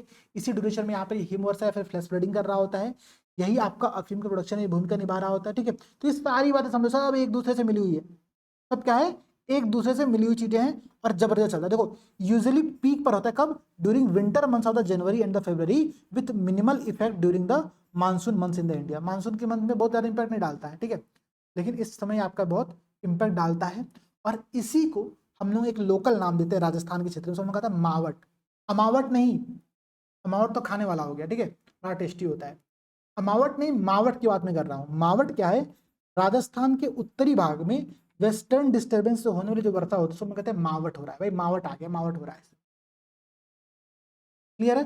तो वेस्टर्न डिस्टर्बेंस भी समझ गए आप लोग, क्लियर है ना भाई। मैं देखो बहुत क्लियर समझा रहा हूँ। अच्छा, हमने हमने एक बात और डिस्कस किया था, मैंने आप लोगों को क्या समझाया था, देखो राजस्थान के क्षेत्र में, ठीक है, क्योंकि जो आपकी अरेबियन सी वाली ब्रांच थी वो बारिश नहीं कर पा रही थी, क्योंकि ये क्या हो रही थी, अरावली के आप लोगों के पैरेलल जा रही थी, ठीक है। लेकिन जब ये वेस्टर्न डिस्टर्बेंस आ रहा है मेरे भैया, तो ये अरावली के परपेंडिकुलर जा रहा है, ठीक है। और परपेंडिकुलर जब भी कोई चीज़ आती है तो क्या होती है, बारिश करेगी भाई, सिंपल सा कॉन्सेप्ट है। ऊपर जाएगी ठंडी होगी, फिर नीचे गिरेगी बारिश होगा। तो ये पूरा कॉन्सेप्ट समझो। मानसून का यही तो पूरा सबसे अच्छी बात है कि वो एक इंटरेस्टिंग टॉपिक है, अपने में समझना बहुत इंपॉर्टेंट है। कुछ फैक्ट जिनसे जनरली एग्जाम में प्रश्न पूछ देता है, मैं आपको एक बार समझा दे रहा हूँ। बहुत छोटे छोटे फैक्ट है, बहुत सिंपल से फैक्ट है, एक बार समझ लोगे तो याद रहेगा हमेशा, ठीक है। देखो भारतीय मौसम विज्ञान विभाग, ठीक है, इंडियन मेट्रोलॉजिकल डिपार्टमेंट जो है वो कहाँ पर है, उसका हेडक्वार्टर आप लोगों का नई दिल्ली में लोकेटेड है, ठीक है। इंडियन मेट्रोलॉजिकल डिपार्टमेंट, कई बार प्रश्न पूछता है, ये जो है नई दिल्ली में जो लोधी रोड है ना आप लोगों का, वहीं पर इसका हेडक्वार्टर लोकेटेड है। मिनिस्ट्री ऑफ अर्थ साइंस का पार्ट है, पृथ्वी विज्ञान मंत्रालय का पार्ट है। तो कई बार प्रश्न ये भी पूछता है कि भारतीय मौसम विज्ञान विभाग किस मंत्रालय के अधीन है। ऑप्शन दे देगा आप लोगों को, ministry of science and technology, ministry of information and broadcasting, ministry of earth science, और इनमें से कोई नहीं। क्या नाम है, मिनिस्ट्री ऑफ अर्थ साइंस का पार्ट है आपका भारतीय मौसम विज्ञान विभाग, ठीक है। इसका हेडक्वार्टर कहाँ पर है, नई दिल्ली में लोकेटेड है। इसने बहुत सारे एप्लीकेशन बनाया हुआ है, मेंस में अगर आप कभी लिख रहे हो तो आप लिख सकते हो मेंस में। इसका एप्लीकेशन का नाम है, एक का नाम है मौसम, एक का नाम है मेघदूत, एक का नाम है दामिनी, ठीक है। ऐसे बहुत सारे इसने एप्लीकेशन बनाए हुए जो कि मौसम की जानकारी देता है, किसानों को हेल्प करता है, आपदाओं से बचाने में सहायता करता है, ठीक है। तो ये सारी बातें समझ, अब समझो भाई। यहाँ पर एक पॉइंट और समझते हैं हम लोग, भारत में सुनामी वार्निंग सेंटर लोकेटेड कहाँ पर है, ठीक है। ये भी प्रश्न पूछता है, सुनामी वार्निंग सेंटर कहाँ पर है, हैदराबाद में लोकेटेड है, ठीक है, हैदराबाद में लोकेटेड है। बातें क्लियर हो गया ना, पॉइंट क्लियर हो गया। अब मैं आप लोगों को एक बहुत संक्षिप्त में इस पूरे टॉपिक का रिवीजन करा रहा हूँ। आई होप कि वो टॉपिक आप लोगों को समझ में आ जाए, ठीक है। देखो हमने क्या क्या डिस्कस किया, अभी हमने डिस्कस किया मानसून के संदर्भ में ये कुछ इंपॉर्टेंट टॉपिक, ठीक है, कुछ इंपॉर्टेंट टॉपिक। पूरे साल भर का घटनाक्रम हमने डिस्कस कर लिया है, ठीक है, पूरे साल भर का घटनाक्रम डिस्कस किया। जनवरी से मार्च में आप लोगों का वेस्टर्न डिस्टर्बेंस आ रहा है, ठीक है। मार्च के बाद प्री मानसून सावर स्टार्ट हो रहा है। उसके जून से जस्ट पहले आपको मानसून बस्ट देखने को मिल रहा है। जून से सितंबर की मिडिल तक आप लोगों को मानसून का आगमन हो रहा है, मानसून का फ्लो हो रहा है। उसके बाद अक्टूबर में मानसून का ब्रेक हो रहा है। मानसून का हीट भी नहीं, मानसून ब्रेक आपका जुलाई अगस्त में होता है, ठीक है, जुलाई अगस्त में होता है। अक्टूबर हीट आपको अक्टूबर में देखने को मिल रहा है। रिट्रीटिंग ऑफ मानसून या फिर रिटर्निंग ऑफ मानसून जो होता है वो आपका अक्टूबर दिसंबर के ड्यूरेशन में हो रहा है। और फिर आप लोगों का फिर वेस्टर्न डिस्टर्बेंस आ रहा है, ठीक है। तो भारत में पूरे हवाओं का जो फ्लो है वो इस प्रकार से होता है। आई होप कि ये क्लास आप लोगों को समझ में आई होगी। आप लोग एक पॉइंट, ठीक है, अपना इस पूरे क्लास का फीडबैक आप लोग इसके कमेंट सेक्शन में जरूर दीजिएगा। जरूर बताइए आप लोगों की पूरी क्लास आप लोगों को कैसी लगी। इंडियन ज्योग्राफी में हमने लगभग लगभग सभी इंपॉर्टेंट क्वेश्चन कवर कर लिए। अब इसके बाद आप किस टॉपिक पर एक डिस्कशन चाहते हो, एक डेडिकेटेड क्लास चाहते हो, ताकि हम लोग इंडियन ज्योग्राफी को पूरी तरीके से कंप्लीट कर दें, ठीक है। हमारा सबसे इंपॉर्टेंट जो टॉपिक था वो मानसून था, हमने उसको कंप्लीट कर लिया। हम लोग इसके बाद एक टॉपिक मेरे दिमाग में और चल रहा है, चलिए मैं देखता हूँ कि आप लोग कमेंट सेक्शन में पूछते हो कि नहीं, ठीक है। आप लोग कमेंट में बताओ कि वो कौन सा टॉपिक है जिसको हम लोग को डिस्कस करना चाहिए और आप लोगों को समझ में नहीं आया है। प्लस ये क्लास कैसी लगी जरूर बताइएगा। देखिए हम लोग फ्री में बहुत सारे कार्य कर रहे हैं। हमने आपसे वादा किया था एक 15,000 पूरे एमसीक्यू का, जहाँ पे हम सारे सब्जेक्ट का रिवीजन करा रहे थे। वो अपने में एकदम पीक लेवल पर चल रहा है, अच्छे तरीके से कंप्लीट कराया जा रहा है, कोई समस्या वहाँ पर नहीं है। और ये अपने में एक खासियत है। इसी के साथ हम लोग की एक टेस्ट सीरीज भी चल रही है प्रीलिम्स की, नई बैच अभी स्टार्ट हुआ है, आप सब लोग ज्वाइन जरूर करो, ठीक है। कॉन्टैक्ट नंबर आपको स्क्रीन पर दिख रहा होगा, उस पर संपर्क करिए, व्हाट्सएप करिए, कॉल करिए, आपको सारी इन्फॉर्मेशन दी जाएगी, ठीक है। बाकी दोस्तों आप लोगों का सपोर्ट बहुत जरूरी है, ठीक है। तो वीडियो को लाइक जरूर करना, कमेंट सेक्शन में अपना फीडबैक जरूर शेयर करना, क्लास अच्छी लगे बेकार लगे, समझ में आए ना समझ में आए, जो भी हो जरूर फीडबैक दीजिएगा, ठीक है। चलिए जय हिंद दोस्तों, मिलते हैं आप लोगों से अगली क्लास में।